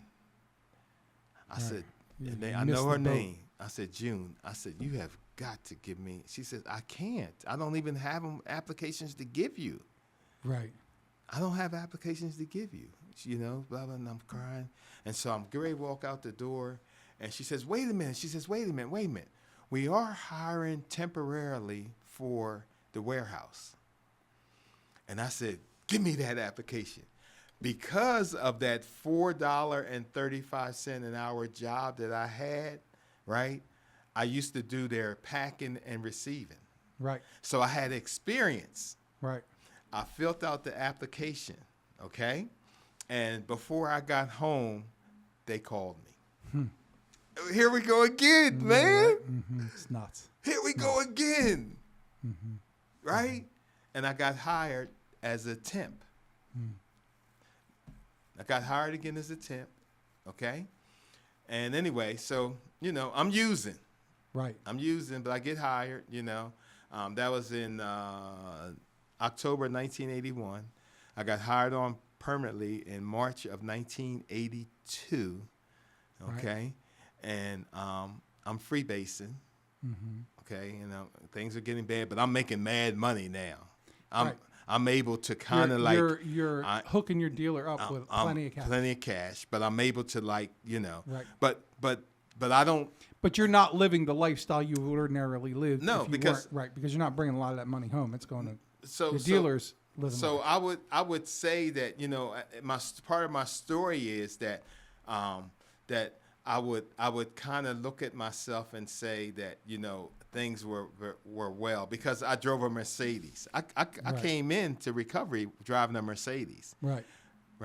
But I couldn't park that Mercedes in front of my house because they would repo it. Oh yeah. Okay. Come out jingling your keys. Right. Right. Okay. I guess what? We lived with my mother-in-law. Right. In this little old 8x8 room. Right. So it's funny because what you're really talking about is the things that you acknowledge in the first step. Right. You know what I mean? Like because without facing the really unmanageabilities of what your life and your lifestyle are. Yeah. It's so easy to be like, it's all manageable. Yes, it's right. all, yeah, it's good. You know what I mean? Like, it's all, you Yep. know. So what was your last day using? So let me tell you. So what happened was, now let me tell you also. So that was mad money down there. I was probably making $70,000-$80,000 with overtime in the 80s. Right. Yeah. Yeah. That's good. It's mad money. Yeah, right. Money. But I was on probation the first 5 years. All right. Who goes on probation on the first 5 years of their job? Because for attendance. That's a 365-day, 24-hour job. It never closes. Okay? Right. It's a round-the-clock job. When you say for attendance, you mean you no-showed? So they didn't know whether I no-showed. Okay? And, the guy can't leave until I get there. Right. Okay? They hated for me to be their relief. Well, sure, because they couldn't rely on they the fact couldn't rely on me that I'm going to come. Right. And, we talking about guys who had to be home for their daughter's birthday, and didn't know if I was going to make it. I mean, I would call off like 10 minutes before being supposed to be there and that kind of just crazy stuff. So anyway, my last time, I didn't talk about my stepbrother who had arrived from Detroit, right, during this time. And him and I used a lot. I was the brains of the operation, and he carried it out. Okay. We tell ourselves that, but yeah, sometimes the brains is also the legs too. You know what I mean? Maybe like I'm the mastermind, Jimmy, but I'll also go pick it up if you don't. No, Jimmy. No, he would do anything. Right. Okay. Right. If it sounded remotely decent playing, right, he would carry it out. Right. Okay. And so we had got so bad, right? And he worked for Chrysler, and he had been to rehab like, I don't know, 4 or 5 times. Chrysler kept sending him. But he would go to rehab to Florida. Chrysler would send him to these luxurious rehabs, Florida, and he had been, right? And so and every time we got jammed up, he would go away to rehab. He would and leave me with the, That leave kind me. of sound attractive. Right? Right. So he says to me, and I'm in bad shape. I can't take no more. Right. I'm in bad shape, And he says to me, he says, listen, we owe these people money. And he says, listen, I'm going away. Right. Because they're coming looking. And Right. you need to do the same. You need to go away. Right? And I'm like, what a great idea. I'm going to get to go to Florida too. Right? And everything. Why do I feel like it didn't work out like that somehow? Sometimes you just sense like, wait a minute, like you're like, oh, it's all beautiful in Florida. And you're like, oh, let me get that. No, where did you end up? Where did you go? I go to my supervisor. They had no idea what I was, even with my attendance. They had no idea that I was using. He didn't know what to do with me. They didn't even have an EAP rep. They had to call New York to get some guy to come down, right? And they sent me to Harford County, Maryland. This place called Hidden Brook. This ain't fucking Florida. What the fuck is this? Maryland. No. You know what I mean? I could have walked here, man. Sent me to Hidden Brook. Right. That was August the 12th, 1987. Right. Okay. And I had to wait 2 days. At that time, places didn't necessarily know what to do with drug addicts. Okay. Okay. As a matter of fact, I had to say I was an alcoholic in order to get into the facility. Yeah. They're I learned that from conversation with Rich. Yeah. You know what I mean? Like, you go 35, 40, 45 years out, you start realizing that, they didn't really know what to do. They didn't know it. So they just figured you were a lost cause. Yeah. So, August the 14th, 1987, my mother-in-law, my wife, and my daughter dropped me off in Hidden Brook. And I can remember this day, my daughter. So you rode down with all of them? Like they drove you down? They drove me down. Woo, what's that ride like? It wasn't pleasant. Yeah, I bet you it was uncomfortable. It was uncomfortable. We all taking you. We all taking you. We're all. That's it right there. You go, oh man, you know what I mean? When they all take you, that's Let you know what I mean? me tell you what I remember. So when they pulled away, my daughter is up in the back seat, right, waving, Right, and smiling. Yes, because Like, you'd become burdensome. Right. Mm-hmm. Yeah, we don't realize how burdensome we are. Burdensome we right? have become. Until you see the right? relief. Until you see the relief. Well, here's the other thing too: is you learn that, and even more commonly now, that when somebody's either in rehab or in jail, they're not dead. Yeah. Right. Yeah. And, right. you know what I mean? And it's like I got a reprieve from worrying about you being in a box. Yeah. You don't realize how many people worry about you being in a box. Yeah. Yeah. And she was, and she says she has no recollection of none of that. She doesn't remember any of that, and she was 4 in the 70s, so she's probably what, 12, 10, 12, something like that, probably. Right. Yeah. So right at that age where you scrub that memory anyway. And I just, Now, were you a one-time rehabber, came out and stay clean? Or stay clean. Boom. Stay clean. And I don't, and when I don't know. It just seemed like, to use again to me, I just really believe I was not going to make it. Right. I mean, it was, I don't know, them guys, right? There it is. Mm-hmm. When them first, I went to that first meeting, and like I say, I walked up there were 2 guys, persons of color in the room that day. They're no longer here, but those stories, and don't forget now, I'm not an intravenous user, right? I've never been to jail, but something in them. There's one lady that's still here. I don't even know if I can mention her name. Can I mention her name? You think? You use first name. I can. First Felicia. Okay. Felicia. Just leave it that. Yeah. You know Felicia? I know who Felicia is. Listen. she was a warrior for the inner city area. Felicia was a warrior. She didn't care.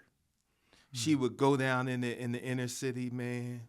Some of these, they had this area, they don't have no idea what she did for us. Yep. Most people today don't understand. We stand Don't on the shoulders of understand. giants. They don't know. She's They a don't know. giant. Yeah. For me, Felicia, thank you, baby. Thank you so much. That's what's up. Yep. So, so I stayed here, man, and I've had some, I've had Let some me ask struggles. you a question. Like when you got out of rehab, right? Yeah.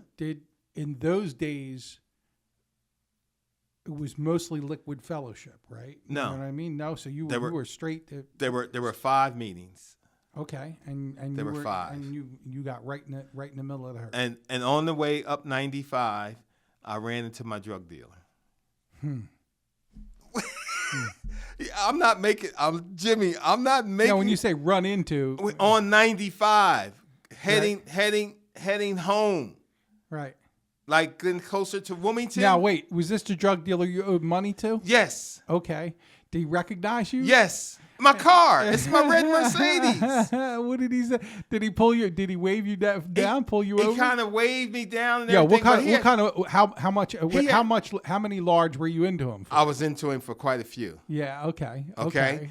But he had known that I was away. Okay. Okay. Because of my brother, right? He knew my brother was away. Okay. And he knew that I was away. Now, he knew that I wasn't necessarily from the same cloth as my brother and everything. Say more. What do you mean by that? Well, my brother had got ran out of Detroit. Okay. So he was hardcore. Right. Okay. Okay. He wasn't nothing nice. But you get shot over a lot less. Okay. Right. True. Right. Okay. True. My brother, I'm telling you, I was the brains. Yes. So but you were still hot enough. Okay. That seeing your old dealer, he wanted to know what was up. Now here you are. No. No, he let you. He let put you down sell? this window and everything and said,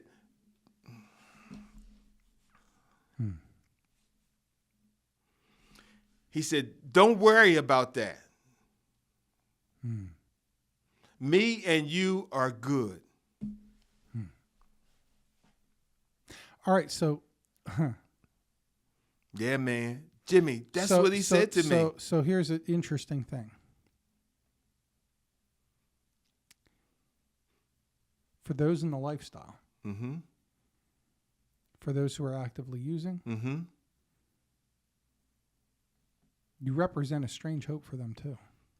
Yeah. You know what I mean? Like, we think that. I remember I ran hard in South Philly. And I remember when I got clean, I was like, ooh, I was a ghost, bro. You know what I mean? They were like, and I, my friend owned a bar right on the main drag on 9th Street. You know what I mean? Like, and I rented an apartment 2-block walk away. I rent a small house. So I could, you know what I mean? So I was like, I can walk to my dealer's house. I can walk to the bar. You know what I mean? Like, I'm decreasing my chances that I'm going to get pulled over and get, scooped. And when I got clean, they said, people, places, and things. And I heard that. And all my peeps were like, when I showed up, I had been clean for like 3 or 4 years when I came around. Okay. And I showed up literally out front of the bar, and they looked like they saw a ghost because I had been one. Yeah. They were like, "Oh my God, what happened to you?" And yeah. then so here's the thing. So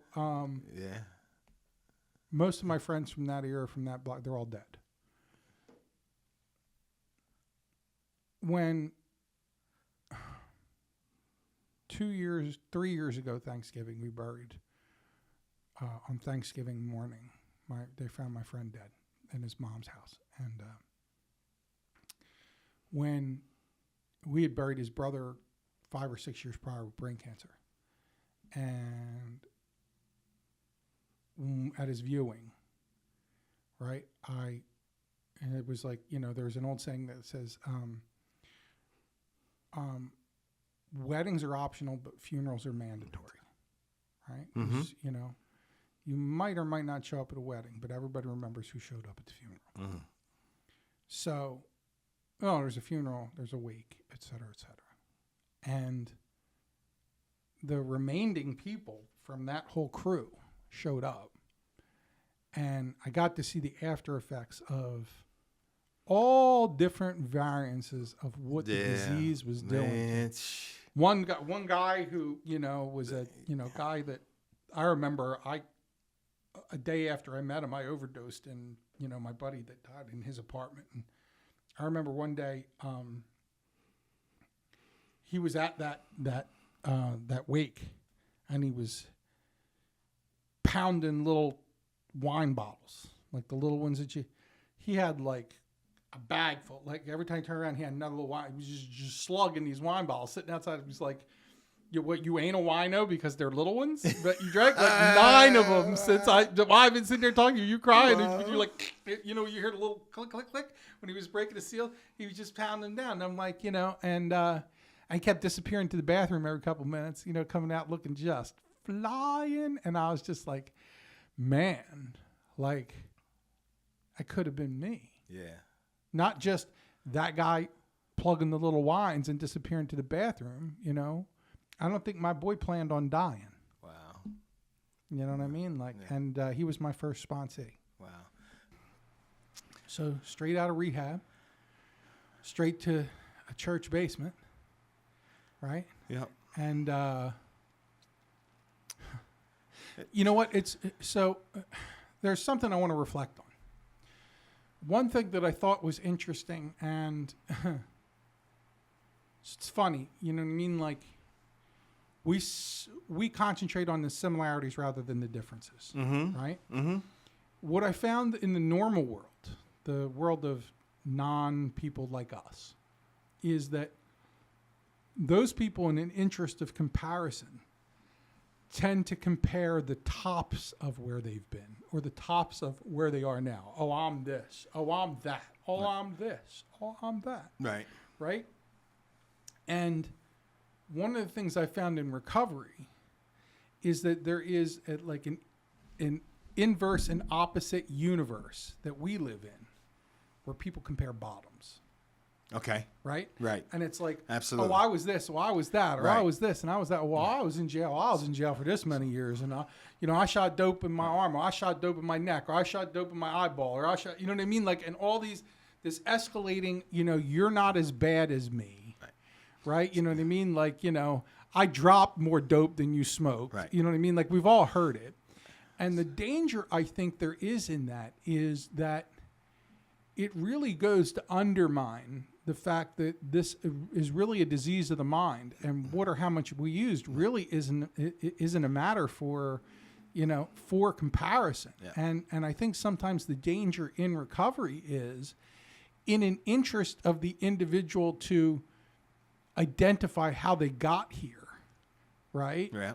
That they, ultimately end up oversharing how they got here, right? Mm-hmm. And what ends up happening is for something like, I never did any time in jail. You know what I mean? Like, that wasn't my story. Yeah. I'm also not a guy who's been in and out of 50 rehabs. I showed up at a 12-step meeting, and, and it was my first day clean, and I've been clean ever since. Was it easy? Hell no. But, but there are people out there who'll be like, I was in 50 rehabs, right. Or I was in, you know what I mean? And, you know what I mean? Like, I was, So and what you say is so true, because that is really what was harmful to me early on, because one of the guys at my very first meeting that I talk about, one of the persons of color, right, was from South Bridge that I refer okay. to, who knew me. He was older than I was. Okay, right. He was, and I don't want to mention his name. Okay, he's since passed on. Right. Okay, but he was a tyrant back in. He was probably one of them sit down, shut up. If we want to know how to use drugs, we'll listen to you kind of cats. Yeah. But he was also, when I was younger, he was one of them type of guys that would because he was one of them guys that would make me ride him on my bike. He would take me and my bike hostage, and ride him around because I couldn't fight. But he was older than I was too, you know. Right. And so when he seen me come through them doors, his first words were to me was, "What was I doing here?"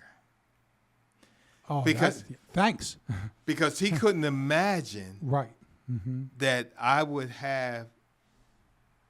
be in the position because I had not been to jail, Right. because I had never been to intravenous use, that I could no way be in a position. They call that the illusion of The having habit, shit together. right? It's an illusion, Right? right? It's an illusion, right? Actually, I it was an illusion for me to protect using. So I'm so grateful. Right. I'm so grateful of the sponsor that I have. Right. Right. And my sponsor recognized like right away Right. that I was this materialistic guy. Right. Okay. Right. And that he needed to knock down all that. Right. Right. You know, this Mercedes I came in with, this job that I had because I still had the job, and you know, and my girl was still with me and all that. You were stuff. going to qualify yourself right out of the room. I was going to qualify myself right out the room. I am like these people. Right. And I probably still have the page that he wrote on. He wrote this stuff out for me like 30 something years ago, and he wrote out this analogy for addiction for me. Okay. And it says that addiction, a pathological or sick relationship with any mind-altering or mood-changing experience. So I didn't even mention a substance. Pathological or sick relationship with any mind-altering or mood-changing experience that has life-damaging consequences. Okay? And he needed me to get that. We're not even talking about substance here, Oumar. Okay? Trust me, before you even picked up, you know, those experiences, you know, that you had, you know, and everything. And so, you know, and he the predecessors who really locked it down for the dis-ease. For the dis-ease, right? Rather than Now I got more time than he got. Okay. I got more time than my sponsor. Okay. But he has this, which really isn't important at all. Okay? Yeah, we got today. You know, we got today, but he has this way of walking me through the process. Right. Okay? Right. You know? And there's this other guy who I am going to mention his name, who had told me it is so, Oumar, his name is Harold. And Harold has said, Oumar, it is so important for you to share your message. Agreed. Now, he is one who had been to jail, who shot dope and everything. He says, you think everybody in this room is like me? There's somebody sitting out there waiting for you to share your message that's not like me. Right. And that had been years after. Diversity is our strength. Diversity is truly our strength. So, you know, it's funny because, No? Yeah, man. You know, I don't look like an addict, which means I look exactly like an addict, right? You know, what does an addict really right, look like? what does it look like, right? I don't look right, exactly. Matter of fact, chameleoning myself to not look like an addict was a protection so that they continue to be an addict. Right. Right? You know what I mean? Like yeah, that was, absolutely. You know what I mean? Like absolutely. Absolutely, you know what I mean? man. Like, you know, and I remember like one of the benefits of where I first got clean was that I was way jammed up, like ready to put a bullet in my head, jammed up. And I was going to the VA and I was right. And I got clean. My first two meetings were 6th and Snyder in South Philly. Right. And then Broad and Ellsworth. Wow. The candlelight meeting, back to back. My first two. My second day. My first meeting was in Montgomery County on DeKalb, and then I went back to the city. And then that next day, I was going to get on, so I went and made 2 meetings instead. And I asked my first sponsor to sponsor me, but within that first couple weeks, and that first sponsor, he called me all the time and checked on me. He's since long since went out. I lost contact with him a long time ago, but I thank God for him because I'm still clean. Okay. So Absolutely. I was starting a new company. So I would get up like I had been even before when I was using, and I would climb in. I didn't have enough money to drive my truck in the city and get parking. So, and then eventually I ran out of money so that I could take the sub. So I was literally like walking from, Alder Street in Philly, like almost, 10th and Washington to downtown, 25, 30 blocks in dress shoes and, slacks and a suit jacket, you know what I mean? To go do walk-ins, you know what I mean? Like cold calling. Yeah. And, and during that whole process, I realized that there were meetings downtown in Philly. Okay. And there was a meeting, and a matter of fact, a predecessing conversation I had with another addict. And here we were talking about a meeting called Square One. It was on 19th and Walnut. Okay. Right? So you're Rittenhouse Square. Yeah. Okay. And I yeah. go to 19th and Walnut. Yeah. And the saving grace about that meeting was that I wasn't the only cat in there walking there in a suit. Oh, okay. Right? You know what I Right, mean? Like right. there's a cat in there called Gentleman John or Johnny Socks. Yeah. You know what I mean? He was an older cat, has some money. You know what I mean? Was one of them Rittenhouse breads. Yeah. You know what I'm saying? Like there were a couple people in there. And it was like where I started really learning that. You know what I mean? There was an attorney that went in there. There were a couple, you started to see that. And of course, there were also people that were like, straight out of under the bridge in Kensington, or like there was a blend of us. But the point of the matter is I saw other people that kind of sort of looked like me. And here's the really crazy thing. I got clean the 5th of November. My first day clean is the 5th of November, 2013. Veterans Day was the 11th. And I went to that meeting. And then afterwards, that day, there's a Marine Corp brother who was like, yo, man, you want to go get something to eat? And, you know what I mean? Like Applebee's and shit, they be feeding us. Like, let's go do this. And we went, and remember how uncomfortable, you know what I mean? Like, crawling out of my own skin, uncomfortable. But he and I went and sat in the damn Applebee's and had a meal on, or whatever. And I'm so grateful for that. Yeah, he went out and came back, but absolutely. he's been clean for a while. But, that's my boy. You know what I mean? And it was like, 2 things. One, inclusivity. Right, I'm so thankful for people that saw that I was uncomfortable and just chose to include me. Well, I was so jammed up over a fight that I was having with his mom over some crazy support and all this other stuff, and the cat was just like, "Yo, man, you know what I mean? Want to grab a cup of coffee?" Yeah, you know what I mean? We man. sat and I just blabbed at him, or, So I'm thankful for that, and then I'm also thankful for, encouragement. Yeah. You know what I mean? Yeah. I think the word is empowerment. Yeah. Right? You know what Absolutely. I mean? Like, I really like to think that, and my sponsor talks about, empowering others. Mm-hmm. Right? Mm-hmm. And I think empowering others is really cool because it disconnects myself from being the power. Right? Absolutely. It's really all about encouragement, right? You know what I mean? Like guiding somebody isn't necessarily so much about the wisdom of guidance.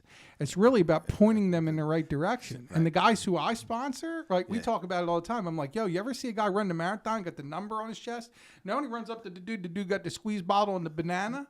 I'm the squeeze bottle and the banana cat. I'm like, squirt, squirt. Eat this, don't get cramps, run. Yeah, right. Right? You know what I mean? Like, if you're looking for me for all this mad wisdom and shit, I'm like, I might have a couple things, a little bit of experience or whatever, but, but if you want to get it from the teat, get it from the literature, from the higher power, from the we, don't get it from osmosis from me, because, you know what I mean? Like, that'll get you dead. Man. That'll get you dead. Yeah, man. Absolutely. I was, so some of them, because I'm thankful also about some of those earlier meetings. I would, because of the work I did, I would have to find I was fortunate enough that there were some meetings in Wilmington that met 5 times a week. Okay, there was a couple. Did you find in those years that the meetings there was a lot more sit down, shut up meetings? There were a lot more sit down. They weren't nicey. They weren't nicey. Right. They weren't Okay. nicey. Do you think that served you well at that time? I don't think not me necessarily, but there are some in there that it served well. Because I'm really thankful for that. Because I mean, for me to arrive as a a well-established business owner and all those type of things. Yeah. If I would have walked in and somebody straight out of prison said, "Sit down, shut up," we want to hear about, I would have been like, "Fuck you," I would have rolled out. So but the 12-step that has evolved. It's a different. Right. And we have to roll with that now. Right. I mean, do you think it's for the better, or do you think you miss some of the old harsh? You're not a harsh type. You are not that. I know that about you. I'm not. Right. But I used to be. Okay. So I used to be. We use the term like. I used to be that guy. Nazi, right? Type like. Yes. Yeah. Okay. Oh yeah. I used to, because they used to. That's what they used to call me. Right. Mm-hmm. All the tradition meetings. Right. Mm-hmm. To share. That's all I would get to share at. Because of this, right? Mm-hmm. Well, I don't do that. Right. There's a freedom that comes in and not doing that. There's a freedom that comes in, right? And not doing that, right?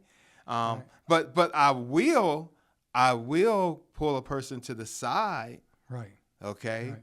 And explain to them, because I have a duty to do that. I don't know if duty is the right word. No, I understand. I have an obligation to protect. And listen, they really need to know. I mean, and I said something to, this just happened about a month ago. I said something. He has been, all these years has been saying, I'm not going to say, but he's been saying something that's been against what we should be saying. Okay. And I don't know, just this particular day. Okay. It's the morning meeting, and I know him well. Okay. And I just went up to him on the side. I said, I asked him, why do you introduce yourself in that way? Right. And his response was, well, I've been doing that for all these years. I said, well, but that doesn't necessarily make it right. Right. And I said, well, I'm going to direct you to our literature. Right. Mm-hmm. Yeah, well, Oumar, but you haven't said nothing to me all these. I said, yeah, but I've been probably just letting you slide with that. And I probably shouldn't have done it I probably should have maybe done this many years ago. Because I used to be his grant sponsor. Right. And I should have said something. I should have, really should have. But for this day, for some reason. Right. Okay. Mm-hmm. And he didn't take it well. He didn't take it well. So, but that's okay. But I guided him. So do you think some of that was receptivity, or do you think some of that was approach? Asking that from somebody whose approach isn't necessarily always... No, it was receptivity, because I approached him in a loving and caring way. Right. Mm-hmm. And I know he respects me. I know he does. Has the fondest of So here's an interesting question, right? Do you sometimes see out of your own personal experience that even though your appearance as receptive or not receptive doesn't... Okay, so I really love, like, one of my favorite parts of the literature are the words "come to" in the second step. Right? Right. And the reason why I love that is because my acceptance is not linear. Okay. Right? Because at first I'll be like, fuck you, man. And then I'll be like, maybe. And then I'll be like, nah, man. And I'll be like, because there's all these other variables, my low self-esteem, my low self-worth, my character defects, absolutely, shortcomings that come along with those, all that other stuff, right? So there's like this ebb and flow of, there have been many times. Okay, a good example, right? Okay, so I hope to have him on the show one of these days. One of my boys from Delco, he's been clean like maybe damn near 30 years. I think 30 years. We used to get the phone list, and everybody write their name and their phone number on the phone list. And I write my name, and I write a little asterisk next to me, my name. And the reason why was because when I got to talk to the newcomer after the meeting, I'd be like, yo, man, I'm on your phone list. Just see the one with the little asterisk right there? That's me. Yo, give me a call, bro. You know what I mean? You don't need to know what to say. You know what I mean? Like, call me. Right? And then one day he was like, pulled me aside. He was like, why you got to put a star next to your name? You ain't no star. You like the rest of us. And I was like, what? What? I was salty, man. I was like, what? I was like, no, man, you don't understand. Like, you know, I may do that so the newcomer can find you. He said, yeah, but maybe the newcomer want to find somebody else on the phone list. And I was like, what? I was salty, right? You know what I mean? Dude, when I see him, dude, we squeeze each other like I known him, like we boys from like way back. So let me ask you, do you still do that? No, no. I still approach the newcomer and tell him where I'm at on the phone list, but I don't put the asterisk next to my name anymore. Okay. So I'm not trying to differentiate myself from Absolutely. anybody else, right? Absolutely. I differentiate myself with my actions, right? Rather than, you know Absolutely. what I mean? Like, but, you know, but the point of the matter is that I went from lack of receptivity to understanding. Right. So the conversation. So was you receptive to that, or did you? At the time? No. Matter of fact, there were plenty of phone lists where I put the asterisk on it, knowing full well it was going to get around to him later in the meeting. Like, I see him come around on the other side, get the jaw to look at it and be like, look at me like this, and then look at it again and be like, yeah, but you see my star on my jaw, right? You know what I mean? It's an asterisk, but now it's a star. Because I be liking to dig into some cats sometimes, man. You know what I mean? Like, I do know. Especially cats who try to take themselves or me too seriously or whatever. Yeah. When I really didn't have any, it wasn't with ill intent. Right. Right? You know what I mean? Absolutely. But sometimes without ill intent, we can still do ill things. Absolutely. Right? You know what I mean? With a lack of awareness, right? Yeah.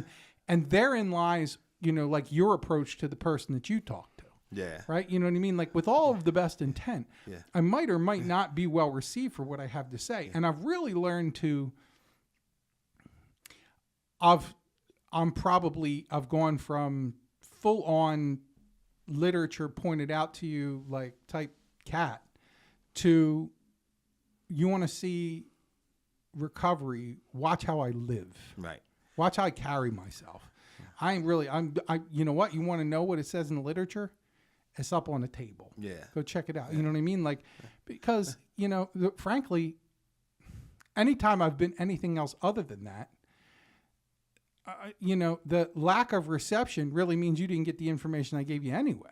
So let me just tell you what, because I thought about it. Let me just tell you what it says, and I don't think you. So let me tell you what he says. Okay. Okay. I think this will be okay. So he says, "My name is such and such, and the problem is me." Okay. Well, yes, but not in alliance with not in alignment with literature, without question. Right? You know what I mean? Like without the identification, you're not identifying yourself as an addict. Right, exactly. Right? You know what I mean? Like sometimes for a newcomer who comes in and says their name and then just quiet after that, there's a lack of there's a discomfort with the identification, and that I get. But if you've been around a while, I mean, you know, you've been around, but listen, but our literature talks about the manifestation of the recovering person. Right. Okay? Mm-hmm. Which they may come in and say just their name because they may not have gotten to the point for an identification. Yes, but there's an okay, so I know a cat, and somebody might see this from, you know, whatever, and know who the person is I'm talking about. But I think sometimes in an interest to be unique, we do unique things. I know a guy who shows up at meetings up in Delco, and there'll be 50 seats in the room, right? And he'll get a chair and he'll slide it over into the wall so he's separate from everybody. And then he'll bring in like one of them it's like a little stand-up fan that's about that tall. And he'll put the fan in front of him and blow air on him, right? And then sit there. It's almost like, dude, tattoo look at me on your fucking forehead, dude. Because you know what I mean? Like you clearly, without trying to look like you're getting attention, look like you're trying to get attention, right? You know what I mean? And How we get here? How we get here? Exactly. You know what I mean? Like, oh, I just thought the coffee was good, and I just wanted to say, you know what I mean? Like, nobody comes in here on a fucking winning streak, bro. Sit in the middle of the herd and be like, what? And the other thing that frustrates me too is, and you know, I'll say this out of love, is, you know, there's a guy that I know, right? So we were in a meeting just more than like 3 or 4 weeks ago, and you know, my sponsor came out, you know, to speak for an anniversary, and one of the cats who's been clean a little bit longer, maybe 6 months longer than me, he sits in the front seat, and he's got an earbud in, and he's got his cards on his phone, and he's playing on his phone like the whole time. Well, he sits in the front row, right? And you know, and Spon sat up there and was like, you know, he said who he was, and then he waited a minute, and he was like, "Are you done yet?" And he looked up at him, and he was like, "No, man, seriously, are you done? Because I'll wait." Right? And he was like, and he was a little salty about it, I could tell, you know what I mean? And then a couple meetings later, almost out of defiance, I noticed he still sits in the front row. He still has his earbud in. He's still got games on his phone, right? And I think to myself, like, okay, but, and that's your prerogative. But the example it sets for the newcomer, Yeah, absolutely. is that don't pay attention to, you know, I sit and I have shoulders parallel to the person and engage and smile and shake my head up and down, and not for the person that's, I know the person behind the table is feeling my energy, absolutely. Yeah. But I'm setting the example for the person behind me. Yeah. Because if it don't look important to me, it's not important to him either. Absolutely. Right? You know what I mean? And you know, but I'm also realizing, and Rich and I used to talk about this all the time because we used to share a home group. That man saved my life. Oh, okay. And Rich and I talk about, like, sometimes we have a meeting that was banging. I mean, off the charts badass. And then other times it was like, we almost went to fisticuffs in the middle of the room. Like, there were a couple of them pretty ugly. And we don't curate what happens in a meeting. What happens is what happens. You know what I mean? Like, Right. it's, you know what I mean? Like, you know, God don't need my help. You know what Absolutely. I mean? And, you know what I mean? And when I look at it like that, then I really look at it as the individuals that show up in the meeting, right? It's not my responsibility to curate how they behave. Because that was me. I was like, don't you know how to act? You know what? Don't you know how to be responsible and show up and unlock the door early enough to make coffee and set out some literature? Why I got to show up to do your job because you won't do your job? Well, because a lot of people don't understand what responsibility is. They've never been responsible their whole life, and then suddenly they're given responsibility and they don't know how to do it. And I'm losing my mind because I'm like, how could this is the most simple thing in the world? How could you not do this? Yeah. Because they're not equipped. That's okay. I can still do it. Yeah. Yeah. Yeah, man. Thank you, by the way. I've enjoyed myself, man. I just this whole concept. I mean, this is truly banging, man. And the more I told you, I thought about that more and more, and I'm like, wow, that concept is unbelievable. And you know, you started this talking about the fact that, you know, you don't get the opportunity sometimes to really dig in some areas that you possibly may not get to dig into, you know, and this gives that platform for some of that. And let me just finish this right quick, because some of that stuff I probably have never maybe even talked about Sure. before. You know, I might not. My and wife you said something else that was really cool in the beginning, and I kind of want to double back to it, right? Okay. One of the things that we talked about was the dichotomy of the fire and the dance, right? Yeah. You know what I mean? Like, Yeah. you know what I mean? Like, how does that really work? Because Yeah. it's hot, but you're dancing at the It's same time or whatever. Yeah. And to me, at least, the dance is this. And what I mean by that is the dance is in the prosperity of who we ultimately become, right? Absolutely. The gift of desperation continues to come. Right. Right? Mm-hmm. And from time to time, I get up to the edge of that motherfucker again and go, ooh, it's hot up here. What am I doing? Right? You know what I Right. mean? But I dance back away from it again. Yeah. Right? You know what I mean? And the dance is in how we live our lives today. Right. Right? Yeah. This table, these microphones, this headsets, you know, our executive producer sitting over there, et cetera, are all the after effects of what it means to dance. And to dance is to create and to build a life worth living. Right. Right? That's You know, right. and that's still an ongoing process for me. And I'm not saying that from time to time I won't go back up to the volcano sometimes to just see what it feels Absolutely, like, man. You know what I mean? Like, Yeah, man. something I'm not unwilling to surrender, or you know what I mean? Something somebody said to me. Yeah. The next asterisk on the damn Yeah. on the damn phone list that's got me, in the crawl. Right. But the truth of the matter is, and this is what I found compelling about this whole thing, is that in the beginning it was like, well, I want to get people on here who really have like tremendous examples of success, right? Because to me, then, and it's from ego, for me. Okay. Because, and then over time I realized that, fuck, what more success is there than the success that you and I are having this conversation, that we're alive and we're clean, right? Right. And that we're sitting in a comfortable environment, being able to, enjoy each other's company and share past stories or whatever. Like life and like recovery, a privilege denied to many. Right. Right? Absolutely. You know what I mean? And in a quest for more, I can sometimes forget the blessings that we already enjoy. Yeah. Right? Yes, sir. And Absolutely. so what I'm saying is, just in 7 episodes, this concept of dancing on the volcano has continued to morph and change as I've realized that, yes, we quest for better, but we fucking qualify. Yeah. Like, we're success. With the fact that we're here, right? Yeah. You know what I mean? Like, how can you at one point say, that we're miracles, and then at the other point say, well, maybe not fucking miraculous enough? Like, how can that coexist? Like, a miracle is a miracle is a miracle is a miracle, right? How is it, like, you know what I mean?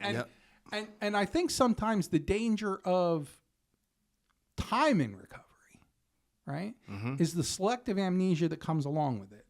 And then over time, we tend to take for granted the miracle that we've been given. Absolutely. Right?